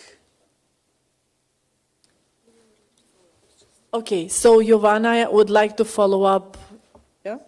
No, I just really wanted to follow up on Spettiem's and Donika's speech before. I'm sorry. Okay, you can hear me now.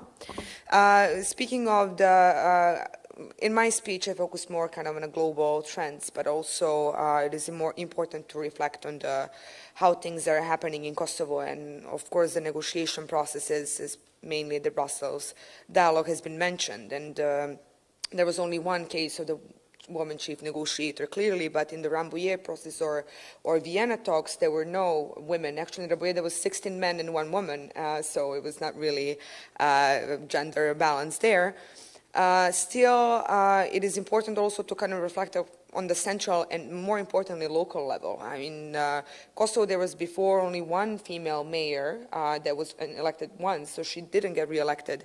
And now we have 2, both in the Serb community, which really brings us to a question in this specific case, but then in other cases, when we actually do have women in these decision-making positions, do they really have the power that they represent? So does this position actually imply power? And in most of the cases, unfortunately, the answer is no. So this is also something that we really need to tackle and to fight against, because it is not just enough to put a woman in a certain position and say, okay, you're done, this is it. You have now gender representation, women are equal, and because no, it's not solving the problem, it's actually masking it further. Especially because when it comes to the political participation of women, like in other careers as well, the starting point is not the same, but also along the way, it is not the same because of the obstacles that women face. In the political campaigning, the women also have to kind of go with the other obligations that they have to attend to. But then it is not a fair game, and often you would hear the argument that it is because of the gender quota. And just to be clear, I'm not advocating against the gender quota. I think it's very much necessary in Kosovo, and I really hope that soon enough we're going to see an environment when we no longer need the gender quota and to actually be discussing this. But for now, we need it. But it does have a side effect to it that is a negative one, unfortunately, is that the women are actually being appointed or becoming candidates of certain political parties just because they're women.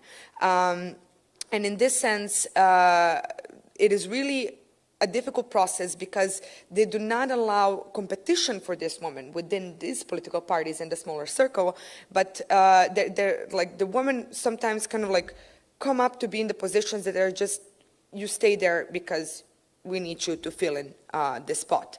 And for those that want to compete, they want to campaign, they face another discrimination mainly like on one side in the media, but also within the party itself, because the party leaderships are usually not led by women, but by men. It's a men's world, unfortunately, on that level as well. But when it comes to the financing of the political candidates, so women are actually tend to receive less financial support from the political party than men, and mainly with the justification, well, you have your secured spot with the gender quota, we don't need to campaign for you, we need to campaign for the men, because we need to ensure that they also get in the position. So there are sides to it.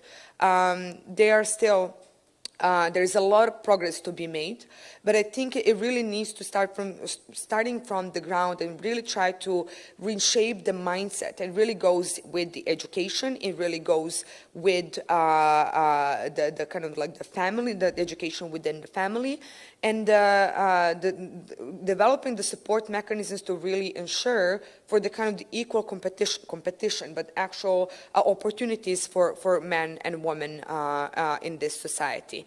So yes, I think that things are indeed moving forward in a more kind of, they're going in a positive direction, at least here in some more democratic and developed countries in the world. We see a regression when it comes to the women's rights, but we are here in a positive trajectory, and I think it's important to continue with this trajectory, but also to actually take more action but less words in this sense. So, yeah. Thanks, Giovanna. Yeah, you are right. It starts also from the family. I absolutely agree. And we know that there are initiatives also by the Ministry of Education to review the books from the gender perspective. We have Lule here and many partners, because we strongly believe that we should start from the age 0 to give them the opportunity to see each other equally, so that when they grow up, we really have a generation equality, a generation where the boys and the girls see each other as equal parts of the society, which would lead, I believe, in the future to also equal decision-making or equal leadership. I mean, I would like to give you also the floor to kind of finalize your contribution, if you would like to, Donika. I will be very brief, Leo. If you look at war in Ukraine, you will see the role of women there. Wars are different now. I mean, Ukraine war is different from other wars. It's different from ours in the Balkans here. It's happening on different levels. It's not just battlefield. It's not just in the fronts. There is cybersecurity. There is cyber warfare. There is women, you know, basically are playing a huge role. I have colleagues there. I work in cybersecurity in Eastern Partnership countries, and my colleagues decided to stay in Kiev the whole time to just produce information, to be there, to spread the news. They are leading campaigns for funding. One of them became Deputy Minister of Finance in the country. So the role of women in war is different. It's not like, you know, the Second World War, you see like women in the kitchen, you know, like during the war or something, or like very few cases in which women were in battlefield. Now we see a difference because war is taking place everywhere and women have a role everywhere. They are smart. You know, you can do it from a computer. You don't even have to be in the front line. And then, you know, this is the case also with peace building afterwards. And I'm sure that women in Ukraine, because knowing how they are now thriving during the war, they will play a huge role also in the peace building process. And that's how we should also start changing the perspective and the attitude, but also our expectations of the roles in the war. And this is, I think this is a major turning point, and we should be looking at it. And of course, in Kosovo, I do agree with Giovanna. We are not where we want to be, but we are slightly better than we used to be. So with or without the quota, with or without the women being just there in the list on paper or being vocal, women are out there and women are being supported. And we would like that to happen also at the local level, at the political parties. Civil society does better, fortunately, but we all have a role to play, and it should be in our everyday life. And by supporting each other, you don't become less, you just become more and more. So it's Faleminderit shumë. Thank you, Donika, for your valuable contributions. Shpëtim? Just conclude with some good news. It was it was for the first time when a political party did not have to apply quotas for women. It was Vedvendosje, where over 35% of the women won on their own merit. They did not have to apply. I think this is extremely good news, and it just shows that the quotas actually work in underdeveloped societies like ours. And then we also, now I'm not promoting Vedvendosje, but in the same party, we see really strong self-made women. It's the head of the parliamentary group, it's the Minister of Justice, and then some other women that we involve in our let's say, peacemaking activities, because it's not just the official dialogue. We have Donika, Jovana, which we have with Serb members of parliaments, with governments. So we have women. I think I agree with it's a positive, but it's a little bit slow for my taste. Faleminderit shpëtim. So thank you everyone. Gjergjina, once again, thank you for contribution. Donika dhe shpëtim, Jovana. This is it from this panel. Thank you for your attention, and we hope that it was also interesting for you as much as it was for us. Thank you, and I believe now it's time for lunch. Thank you.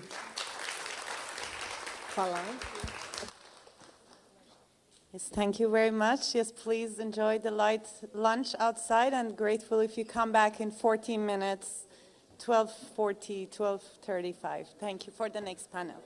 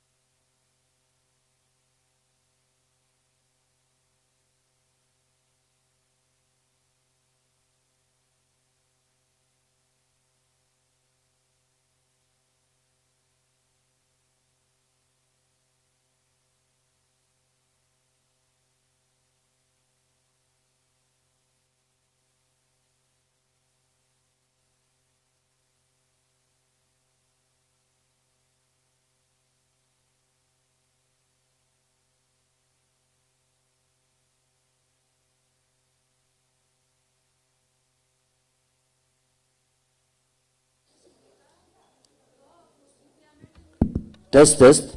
Test, 18. Test. Test, test. Neydi? Neydi? Neydi?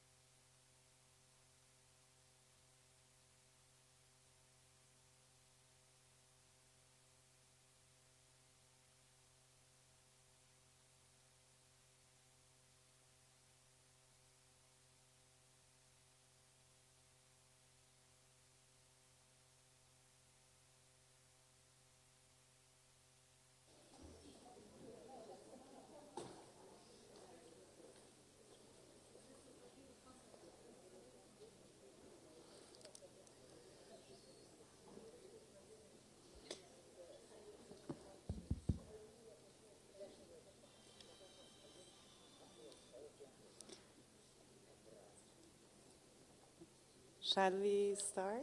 Yes? Okay, good afternoon. Welcome back. I hope you enjoyed lunch. Before going to the next part of the event, I wanted to also acknowledge the presence of former President of Kosovo, Madam Yahyaga, who has honored us with her presence today. So we said we had this series of video vox pops from women's activists from across Kosovo. We are going to watch the second part of it, but before that, I just wanted to also say you will be seeing this illustration on the screen that keeps developing. We have a creative illustrator with us who is following the event and is recording what we are saying in this event, and then we will share the final version of it on our social media and the final report. So before further ado, let's watch the second part of the Vox Pop, and then we will continue with the panel discussion. Thank you. Please play.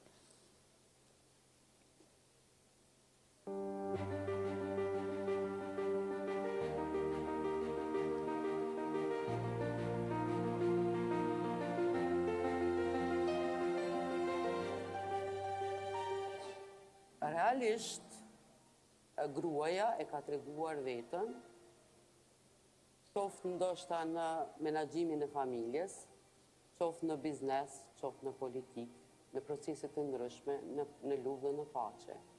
Konsideroj se gratë posedojnë inteligjencë, po ashtu edhe kanë guximin.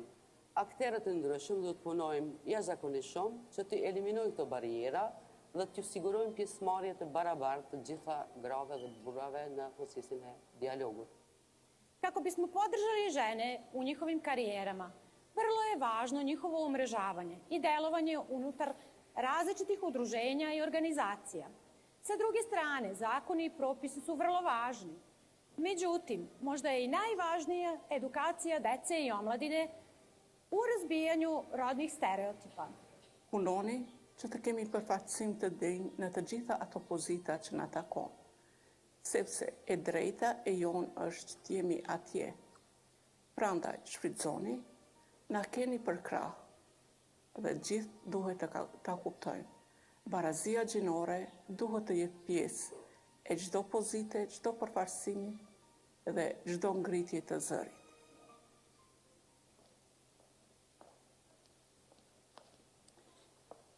So our next panel discussion focuses on women's role in strengthening inclusive decision-making process. And now I have the honor to invite veteran peacekeeper, Deputy Special Representative of the Secretary General, Ms. Barry Freeman, and our distinguished panelists to join the stage. Thank you.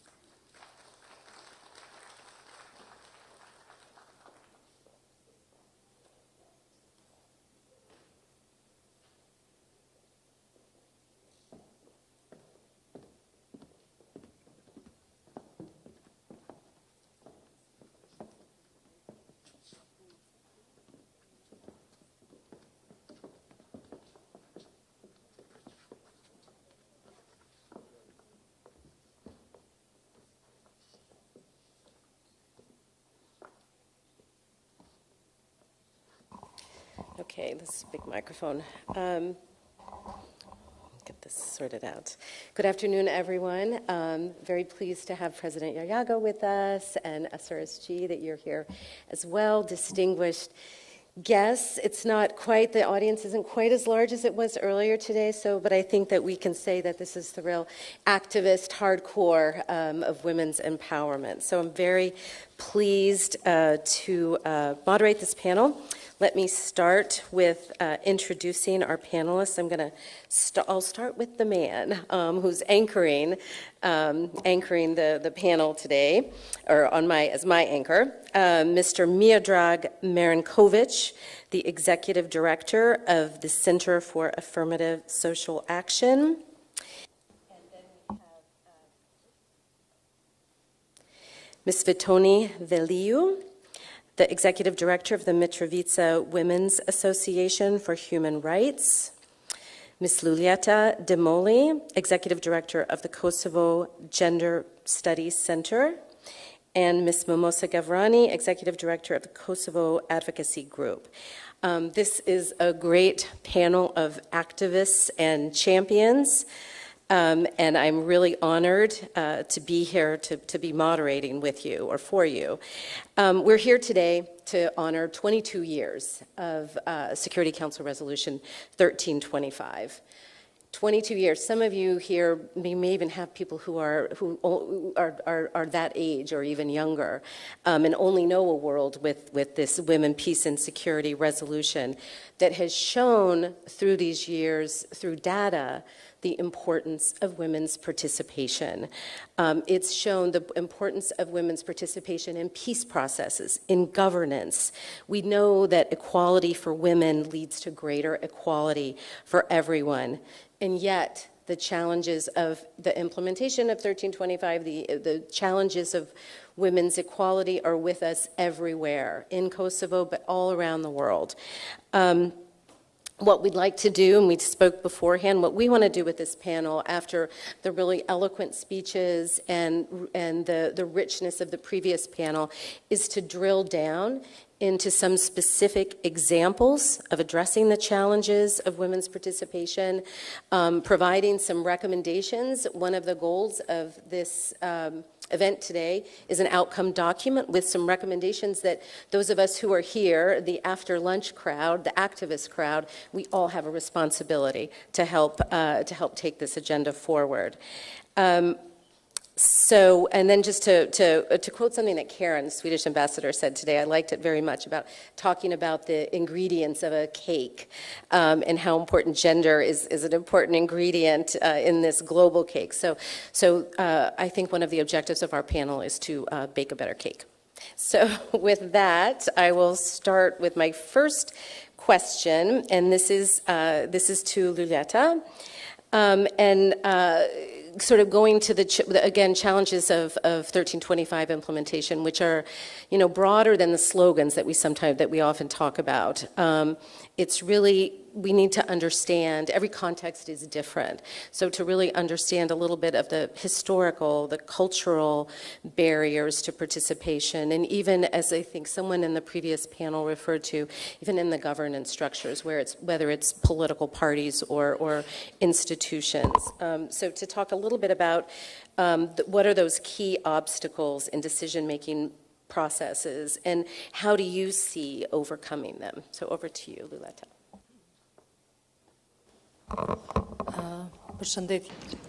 Hello all. Hello everybody, and I would like to thank you for inviting me. I am commending you for organizing this event and marking this day, telling us where we are standing when it comes to accomplishing and addressing challenges that we encounter when we want to convey the message, where are the women, when we want to have peace building, is sufficient their contribution, and the significance that they have in their contribution. So I'm very happy to be here, and I am very inspired from the speeches I have heard from the speakers before and in the previous panel as well. We, as a non-governmental organization, we have constantly had the request for involvement of women in different processes, not only for the purposes of articulating or bringing forward the numbers, the quantity, how many women we have involved in the processes. Our request was to have representation and content, to be there to enable decentralization of the man's policy, which for a long time was in Kosovo. We are going to bring to you two examples, if I may, for answering to the question you have raised. When we have monitored the resolution 1325 back in 2007, back then, the question we have asked or raised, addressed to the heads of the security committee in the Parliament of Kosovo. We have also had the same question addressed to the ministers, and I can recall now when we went for interviewing, the idea was to interview those one in the high positions and to talk to us about the women and their involvement in peace and security. So when I did the interview, I'm going to provide names because it is important. Naima Alioku, back then when he was interviewed and asked question where the women are in the respective process in the security sector, in decision making, do you request from them to do the reporting of the participation of women in the security institution? He did respond with a question. I cannot understand you. Can you please explain to me what women have to do in the security? What they have to do with the security issues? And then we have interviewed and Agim Cheko also. He was in a very high profile position. So they were just crumbling their shoulders and they would not be able to make the interconnection. Then some years passed and 2 years ago we have raised the same question to the former Prime Minister, Abdullah Hoti. We asked him, where are women in dialogue? Why women are not part of the dialogue process in the Brussels? He said, I do not understand why women here. Why in dialogue? This does not have to do with gender equality. That's how he has addressed to us in the conference that was held for the dialogue between Serbia and Kosovo. And I brought those two examples just to illustrate the mindset. The respective mindset is still institutionalized as well in the respective way in the institutions like women in the dialogue and in the processes of peace building, as well as other significant processes, do not need to be there because we are there, the ones who are enough and who are going to present the entire Kosovo, or on the other side, the other party, the entire Serbia, in the dialogue in this process. Lots of work has to be done. But on this journey, we have to also document things. I have spoken with Liliana, my colleague from civil society, and I have noted that just like us, part of the civil society, just like them, we do not have all information when it comes to different publications, when it comes to what has been spoken, what is taking place, when it comes to the involvement of women in the dialogue process, if they are involved in that, but also when it comes to other decision-making positions. So we have seen that it is needed for us to sit together, to exchange information, and to document the contribution of women in all these processes. We meet women on a daily basis, and in this panel, we are very hardworking women that contribute continuously, like Vetone, for example, who works in the field continuously in the dialogue and in other matters that push forward the matter or issues of women. But there is a huge absence of the media who would follow the work of the women as well as institutions. So they are not invited, they are not brought into the table to contribute with the expertise women have and which they have created for such a long time, who are already aware of the needs that women have in the field. We meet in the tables where the discussions take place for decision-making processes, peace building, other important processes, to be equal and not have only quota or even without quota. We have to be equal, women and men, because Resolution 1325 has confirmed that the men's needs and women's needs as well are different, and men and women are affected on their daily life differently.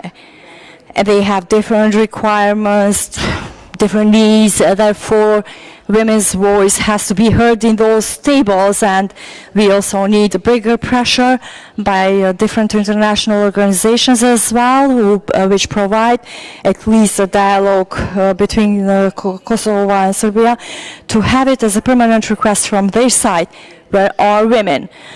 Because I am saying once again, maybe not due to lack of will, or maybe it is more due to lacking knowledge about the resolution. Our actors, men in decision making, they do not have the proper information for the existence of the respective resolution and the obligations that our states have in terms of involvement of women, and the resolution is an integral part of our Kosovan legislation. So we have to tell them, and we shall find some communication ways with our decision makers to let them know that this resolution is necessarily needed, because it integrates gender equality issue and involves women in a very significant processes. It is a challenge, and in particular when it comes to the security sector,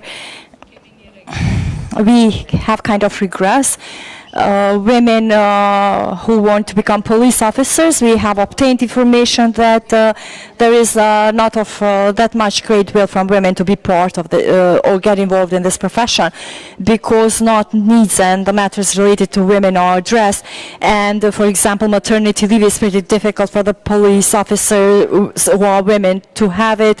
Then also other harassment issues are not addressed properly.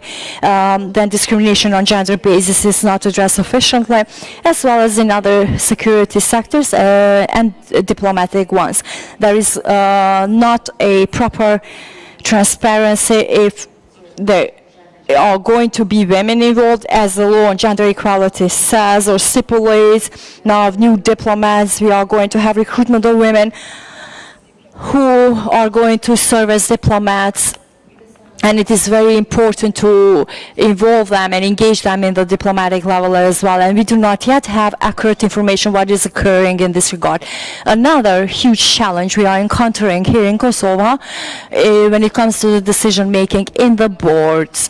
Recently, prior to coming to this meeting, I have done some research, and somewhere below 3% up to 6% is the maximum of women that are part of decision making in the boards. So as you see, the number is way too low, and it is proven. The feminists have made this interconnection that the participation of women in the boards, in the diplomacy, in decision making positions, as well as in politics, increases and modelizes for having young girls to not see the respective as an arena of men. It is way too important in the boards and in the politics, as well as in other positions, in particular the security sector ones, to have a designing of those to enable to have more women involved and to encourage women. And it is also way too important to have the legislation as well as Resolution 1325 to find implementation in the proper way and to have it done in a prompt manner, because the main challenge is slow implementation of the legislation or the laws that make the calls for the gender equality. It's way too slow, the law on gender equality implementation. All doors get closed when it comes to the implementation of the named law, and in particular when it comes to decision making, as well as when it comes to those positions where it has to be implemented. The policymakers pretend or become like, I do not know. So we see that there is no political will, and so it's not their will to find ways for implementing this law. All reforms through which Kosovo is undergoing, and the entire integration process to European Union, the one that we're going through, needs the issue of gender equality as a priority, because in the reforms it is crucial. We have the reform of the administration, legislation reform for social policies, for labor, election reforms, and all other reforms. And if there is a lack of harmonization with the law on gender equality, then problems are going to be into place and regress in relation to what we have achieved so far. At this time, challenge is to maintain what we have achieved, because on daily basis things are getting more difficult due to the crisis that came as a consequence of pandemic. It has affected the women's lives. We have to stand where we're standing now when it comes to gender equality, but we also have to may undertake some steps for the future, even if those are small steps. That would be all for now, and thank you. Provided a lot of information for everyone here to reflect on, but I think just one takeaway from what you said that I could even see translated into a recommendation is the importance of documentation. Documenting women's participation where gains are made is a really critical way of normalizing women's participation, but also documenting the gaps and highlighting them and the role that media plays in that, and how we all too often know that, you know, media can slant very much to the masculine side. But thank you very much. Now let me turn to Mimosa to talk about ways and provide us with some examples of how women's voices can best be heard, whether it's, you know, at the table, in the governance structure, or even outside influencing those structures, and particularly women from non-majority communities, women from other marginalized communities, how to get those voices into the game. Thank you.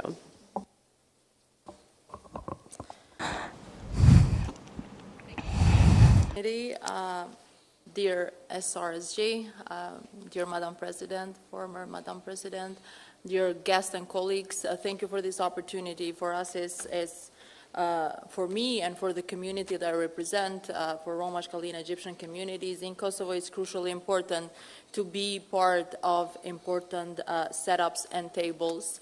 As one of my favorite inspirational women in the world, Oprah Winfrey, would say, that if you don't have a seat at the table, then you better bring your own chair. But I think in the House of the UN in Kosovo, communities have always had secured a table when important discussions were raised, such as the one that we have today when it comes to security topics. If we are going back, maybe I will give a little bit of a review on the current situation. Where do the women from these communities stand when it comes to peace and security and the implementation of the laws? Without repeating what Lulieta already mentioned, I just want to bring up to our attention that today, even though a long time since the last conflict in Kosovo has passed, we still are facing that girls and women from Roma, Ashkali, and Egyptian communities do face 60% of illiteracy at the Kosovo level. Without going into deeper statistical data when it comes to finishing higher education and upper education. We are all witnessing here that in Kosovo, Roma, Ashkali, and Egyptian communities do face systematic discrimination and racism when it comes to practicing their full rights in integration in Kosovo.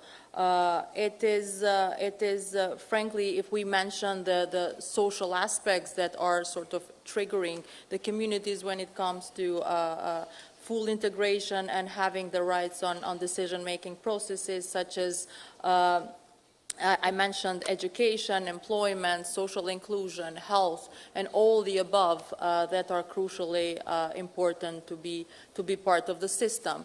I think when it comes to the concrete policies, the Kosovo government from the early stage since 2007 has been quite crucially with international community pressure. It's important to say that they have been interested to invest more and create practical strategies and approaches to integrate the communities. But if we are talking on the level of implementation and impact, I think there is a lot to be raised and discussed.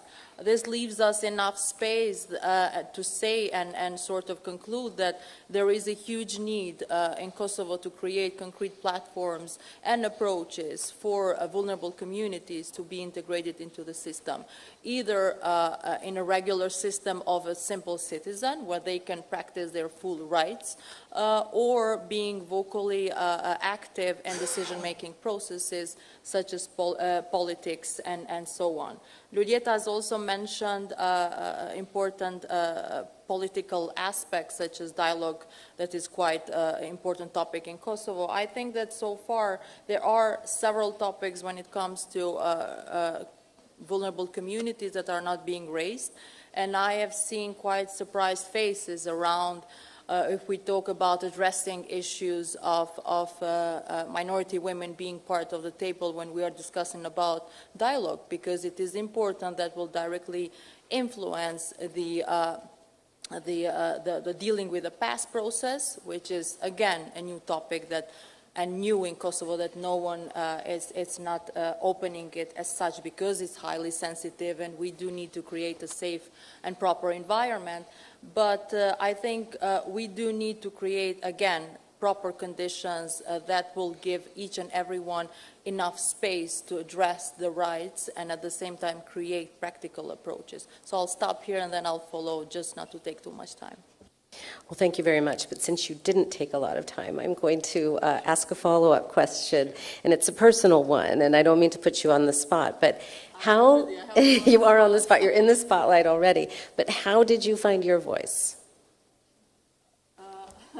Okay, without trying to turn the event into a personal matter, I think for me it was very much important that I did have the support of important people in my life that have helped me grow up and being able to have clear vision. And I must say that I've grew up in a quite privileged environment where education and practice of and knowing who you are, which is crucially important, has sort of leaded me in path a certain way that was enabling me to see and to identify. Throughout this way, I was also, again, maybe it's not good to say privileged, but I was exposed to the high level of vulnerability of women that do not practice the same right, women that came from my community, women that have given birth for so many times in very segregated areas who do not know what does it mean to have the sexual reproductive health or family planning as a topic without talking about the basic human rights or being actively in decision-making processes. So I do think that the environment is crucially important, but I think that we need, for the new generation, especially after the conflict, we do have a great potential, which is not big, as small, but we do have a small potential, which is great, and we need to nurture and invest in those capacities to be able to leave good examples. Thank you very much. Reminder that this is not a binary conversation. Kosovo society is complex. Balkan society is complex. There are lots of different intersectionalities in terms of different ethnicity, gender. You know, it's Pride Week this week. There's a lot of diversity. So I'm going to turn now to, on that note, to Vitoni, to please speak a little bit about your experience, your own experience, and the experience of women in the region, bringing communities together and bridging ethnic, political, and cultural divides. Thank you.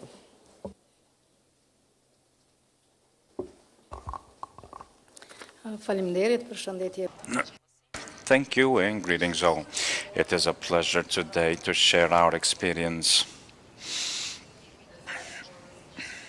on which we are dedicated as an organization, and it seems that we are the third organization composed of all women, but there is some difference from other women organizations in the first panel, because our organization is multi-ethnic, Albanian, Serbs, Roma, and Bosnian ethnicities.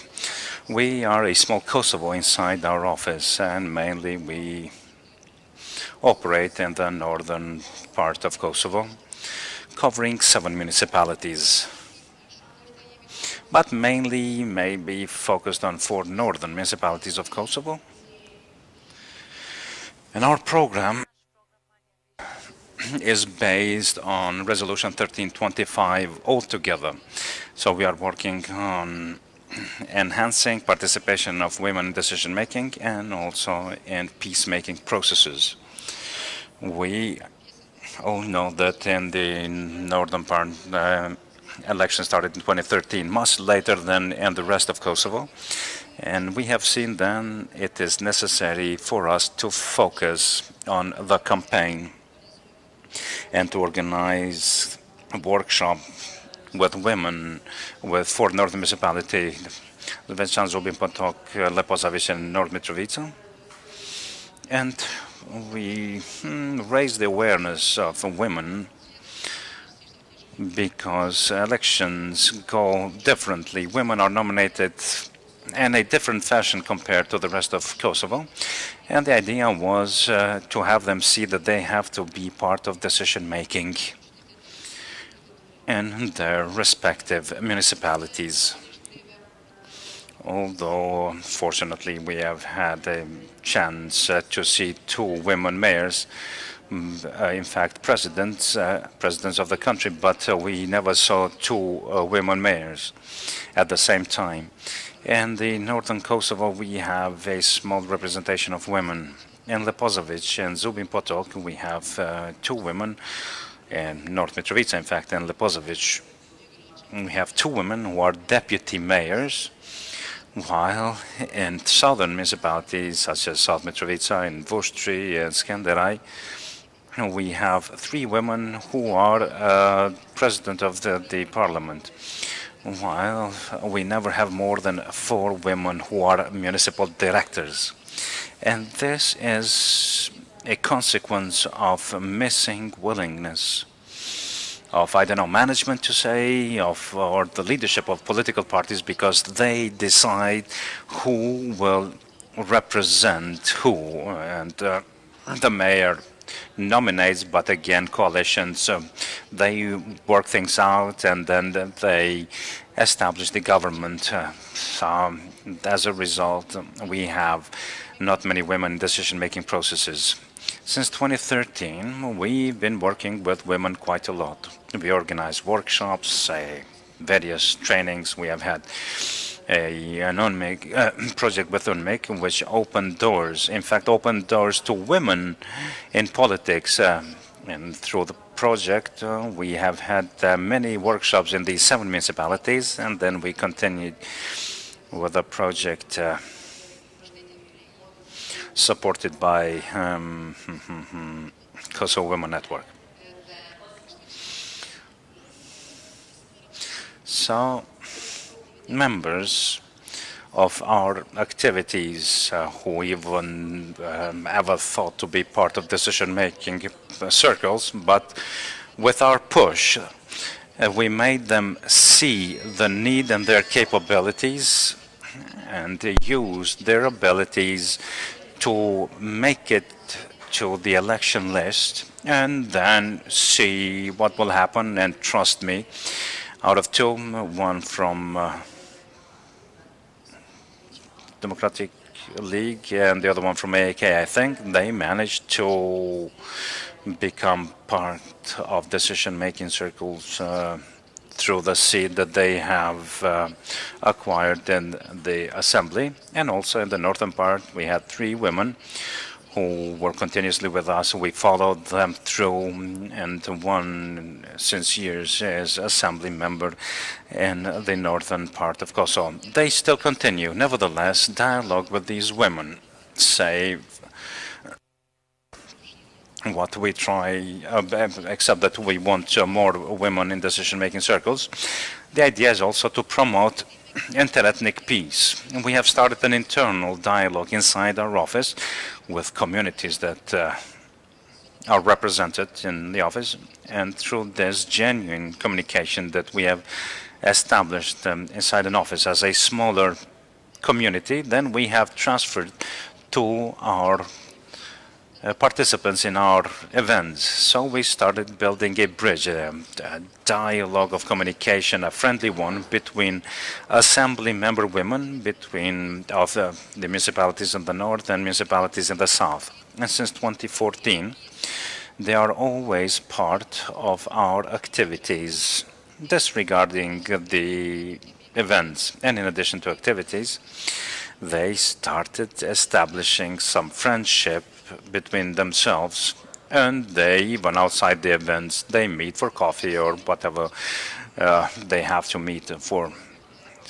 We work in building bridges between communities of women. Mainly we work with women, also with youth, but focusing mainly with women. And me and Lule are part and representative of Women Network. We are part of a program that Keynote is an advocacy program for women groups of the Western Balkans countries. And in addition to raising our voice inside our community and with our governments, in local level, in municipal level, because this is where we operate, we managed to raise our voice from the local level and convey them to the higher level, such as European Union, and including in the dialogue between Kosovo and Serbia, because as you know, the northern part of Kosovo always faces with some difficult, dire situation, unsafe, because we cannot discuss about peace if there is no freedom of movement. And meetings in Brussels enabled us to address the needs and requests or demands of the women, and it was us to convey first-hand information, not through third parties who have no idea what is happening in Kosovo, let alone in the Mitrovica North region. And we have had a case, like in the last elections, we were in a meeting with representatives who were running for mayor, and I asked, how many women are you going to have in decision-making? And the answer was, it depends on the coalition. That is the worst. And in EU, we have a week of the advocacy program, and I asked a question to Parliament representative lady. The question was, when are we going to have a woman sitting around the table taking decisions with other men sitting around the table? And said, when we have the right capacity. But she was a military person. Now she's working, I don't know, gender issues. And I asked the same question, but I never got an answer. Sorry, I was... He has time to speak. No, thank you so much, because you are getting to the grittiness of working at the local level with these diverse communities. And I think that we all have to recognize that peace building is an inclusive process. If it's not inclusive, it tends to be it's just power politics. And what we see historically is power politics often either lead to frozen conflicts or return to conflict. So now I would like to, thank you very much. Now I would like to turn to Miodrag to take this conversation further in terms of how do we get from local levels to national levels, and particularly in this context, in the dialogue process. How do we bring these diverse voices forward, and what's the role of civil society in pushing them forward? Thank you. But thank you very much. It's a pleasure to be here and responsibility at the same time. I will take an opportunity to actually inform everybody I will speak in Serbian, because that's easy way to get out of trouble if I fall into one. Hvala vam puno još jednom. Thank you very much once again. It's a good example of a political process which requires and it can have a lot of benefits from inclusiveness and representing of various interests. It's a political process which is expecting a tough decision, tough in our context, and the process as such, if it works, brings decisions easier if we could have insight in all different interests that are present, and it carriers of these interests are being included in the process. Unfortunately, Brussels dialogue is not a perfect example because it seems to be a process of political elites, not communities, and we have a huge problem with representativeness of various interests from within Serbian community. At the negotiation table, there is no such a community. So the process as such, where it's very important to see different various interests, female interests are also very important to be present. We do not have to prove anything how useful women can be in resolution of problem, and this is one of such problems, the one that needs solution. Unfortunately, the women are not participating in that sense in this dialogue because we have a wider social issue.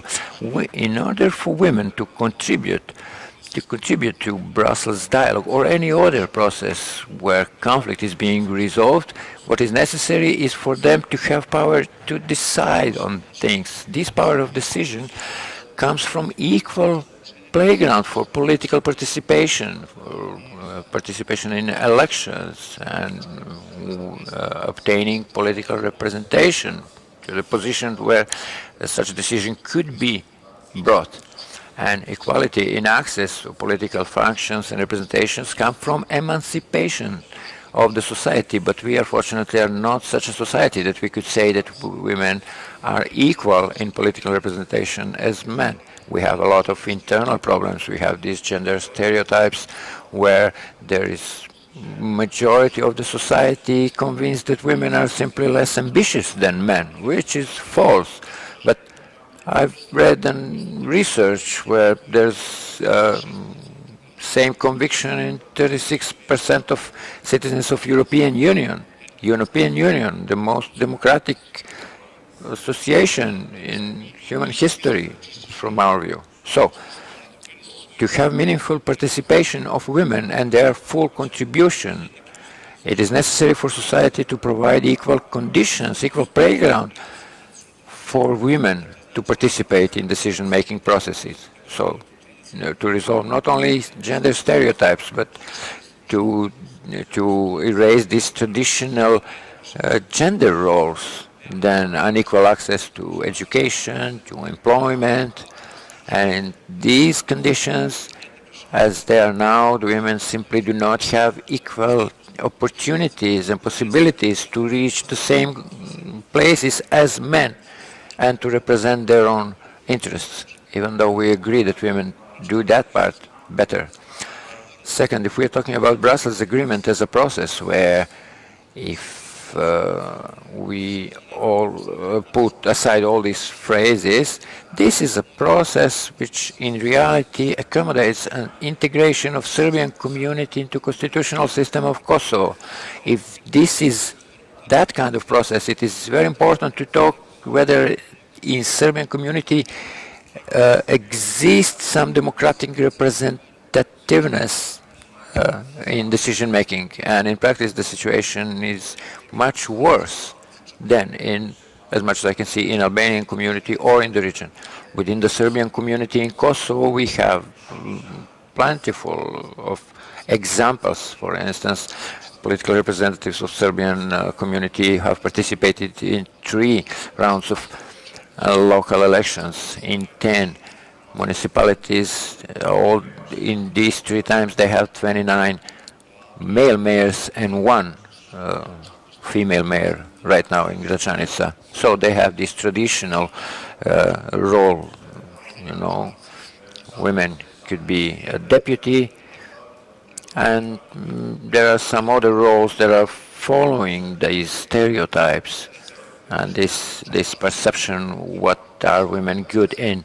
For instance, in Serbian community, in every kindergarten, the general manager is a woman. So it's another type of kind of stereotype. In Serbian community, participation of women comes down to formality. We have gender quotas. 1 out of 3 persons has to be a woman, and this is one just kind of formality. And our representatives are holding on to it without any meaning or essential point, without any wish to diversify this process. Not even a topic to talk with someone, why don't you include women in this and that process, they would just laugh. So women are just bijou, decor. It's a difficult thing to say, but it's true. And if there's any consolation in it, if we are looking into wider context, even men in Serbian politics are decor. The decisions are brought somewhere else, not in Kosovo, and men are just contractors to implement others' ideas. Thank you very much. I think, you're getting very much at that issue of the culture change that's needed. I mean, this is a patriarchal culture. It's certainly not the only patriarchal culture in the world. I myself am American, and I know exactly what patriarchy means. But how do we, going back again, I think it was Karen who talked about political space is limited. So we do have to get men to either step back a little bit to make, or we, make that bigger cake. So I think we're running behind on the panel, and you all have been wonderful. But I'm going to just do one quick round, just 1-2 minutes max. If you could make just one recommendation for change in terms of implementing this resolution and creating space for women at all levels of society, and particularly at the top levels, though we know there have been and are many strong women in Kosovo society. But please, Mimosa.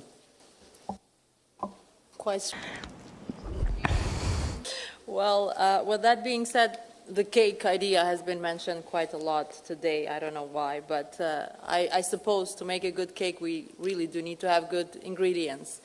And for those who are vegan as well, that means that we need to be able to create, I think, if we're talking about in policy language, I think that the political representative or political powers need to create solid and acceptable mainstream policies that will be inclusive for women. Now I'm talking in general, in important agendas that the country is going on in this momentum, either that could have been the dialogue or reconciliation process to create safe and trustful environment so people would feel comfortable enough to talk about the important topics that do have impact not only in the country being having positive recommendations or validations from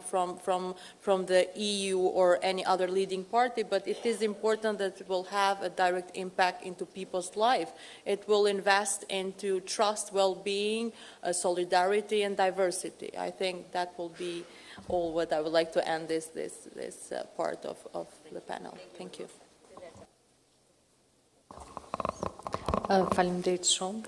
Thank you very much. My recommendation, I would like to recommend to have as many programs as possible for youth, young girls. To have young girls involved in different programs that have on the focus empowerment of them, the girls, to love politics, to be part of the public life, because there exists a kind of spirit throughout all Balkan, which currently is anti-feminist spirit, if I can say so, which does not want young girls to move forward. So I would like to recommend programs that would empower or strengthen the leadership of young girls, to give them opportunities to be part of the dialogue and to be closer, to stand close to with young boys in those processes. So to be as much as possible involved in the politics, to obtain knowledge or to deliver to them some knowledge about the politics and the peace building and all other processes that are important. Thank you.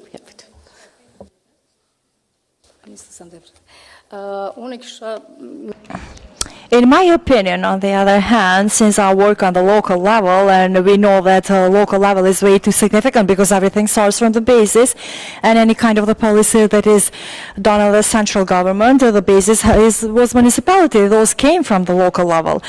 Thus, in my opinion, the recommendation shall be, I should not maybe use the word education. It may be more awareness raising of the politicians, men.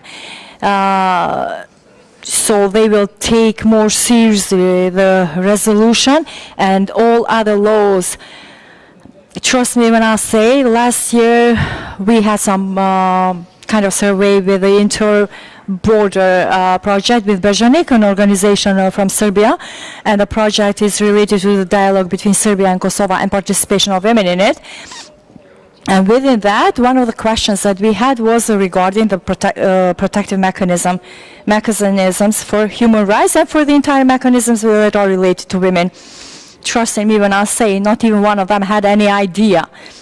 When you ask them about law on gender equality, they go like, yes, I know about it. But if you go deeper into questions, they will be like, I know nothing about it. So we need to raise the awareness. And until we are not going to have the harmonization of the law on gender equality and the law on quota, it's going to be a bit difficult afterwards to have more women involved in the decision making and to have the respective all women part of the central government. To be part of a dialogue or any other kind of program that would take place between Kosovo and Serbia, and which would be a peace-building program. Okay, what needs to be done?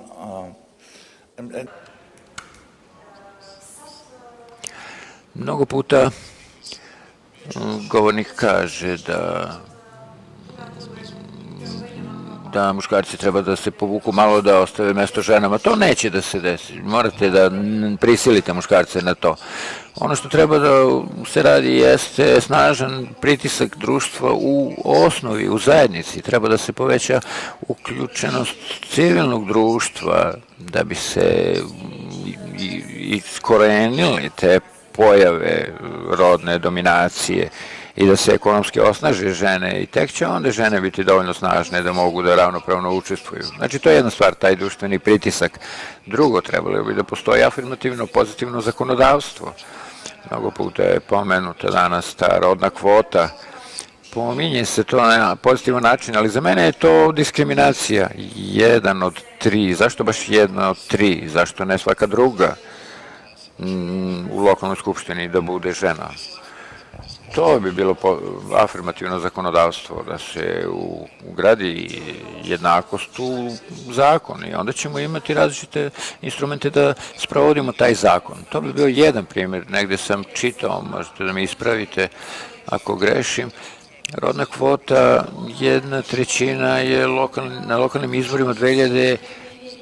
rezultiralo u Kosovu Polju time da na listiću za PDK 3 žene imale najviše glasove, ali zbog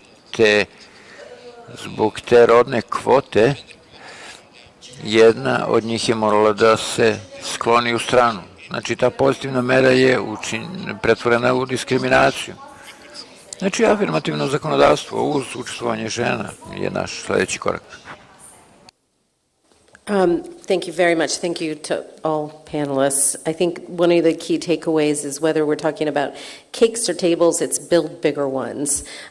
But I'm really inspired by all of you, all the work that you do, this really painstaking, keep going, at it. And not just that, but I think your analysis and understanding of the challenges, because I think that is part of the challenges to implementing 1325 is, as I said at the start, it's context, it's understanding exactly what those barriers are. So I just want to thank you all very much, and I hope that the audience has appreciated and taken away as much as I have. Hvala, Falamandir Shum.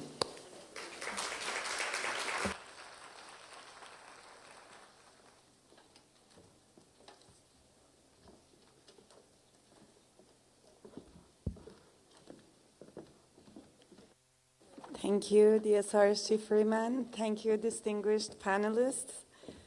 I hope you all enjoyed the rich conversations and will leave this event with even more commitment to raise the profile of women, peace and security agenda in Kosovo. Before moving to the last speaker of the day, I just wanted on behalf of the United Nations family in Kosovo to thank all of our partners, international organizations, civil society, colleagues and volunteers who helped us to organize this event. Also, we would like to thank Clan Arena for providing this beautiful venue, Republica for their fantastic logistical support, and Shortcut Productions, who has been taking care of the visuals, and you have already seen some photos on social media, and you will see the videos on our accounts. So now, the last but not the least, I'm delighted to invite Ms. Javiera Thais Santa Cruz, our UNMIC gender advisor, which you all know. She worked very hard to put this event together. For the closing remarks, please join me in a round of applause.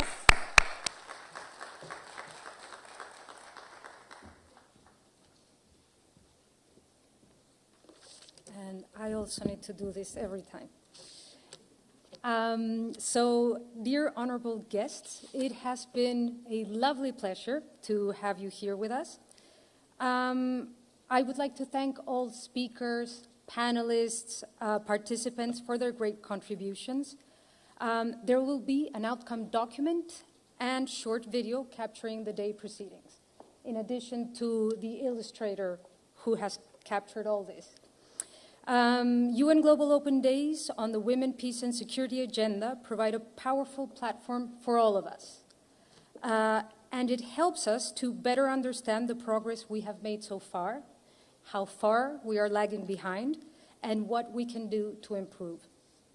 Women bring key issues to peace-building agendas that would be overlooked without their meaningful participation, such as inclusivity and accessibility of processes and institutions, the understanding of gender perspectives on political decisions, or the importance of the local and informal spheres.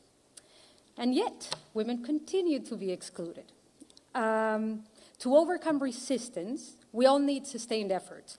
We must contribute to creating institutional incentives, carefully design gender-responsive decision-making processes, put in place effective compliance measures, and initiate long-term strategies that target ideological and cultural change. And men need to be our allies on this, and we need to make them our allies. Without women's views and contributions, we are missing on half of the population's talents and potentials. We cannot afford to keep doing the same mistake over and over again. We keep talking about having a seat at the table, and that is incredibly important. But we must also, and as Barry said, we need to start building bigger tables where all of us can fit, men and women and all the intersectionalities in between. Thank you very much for being here, and I wish you all a good afternoon.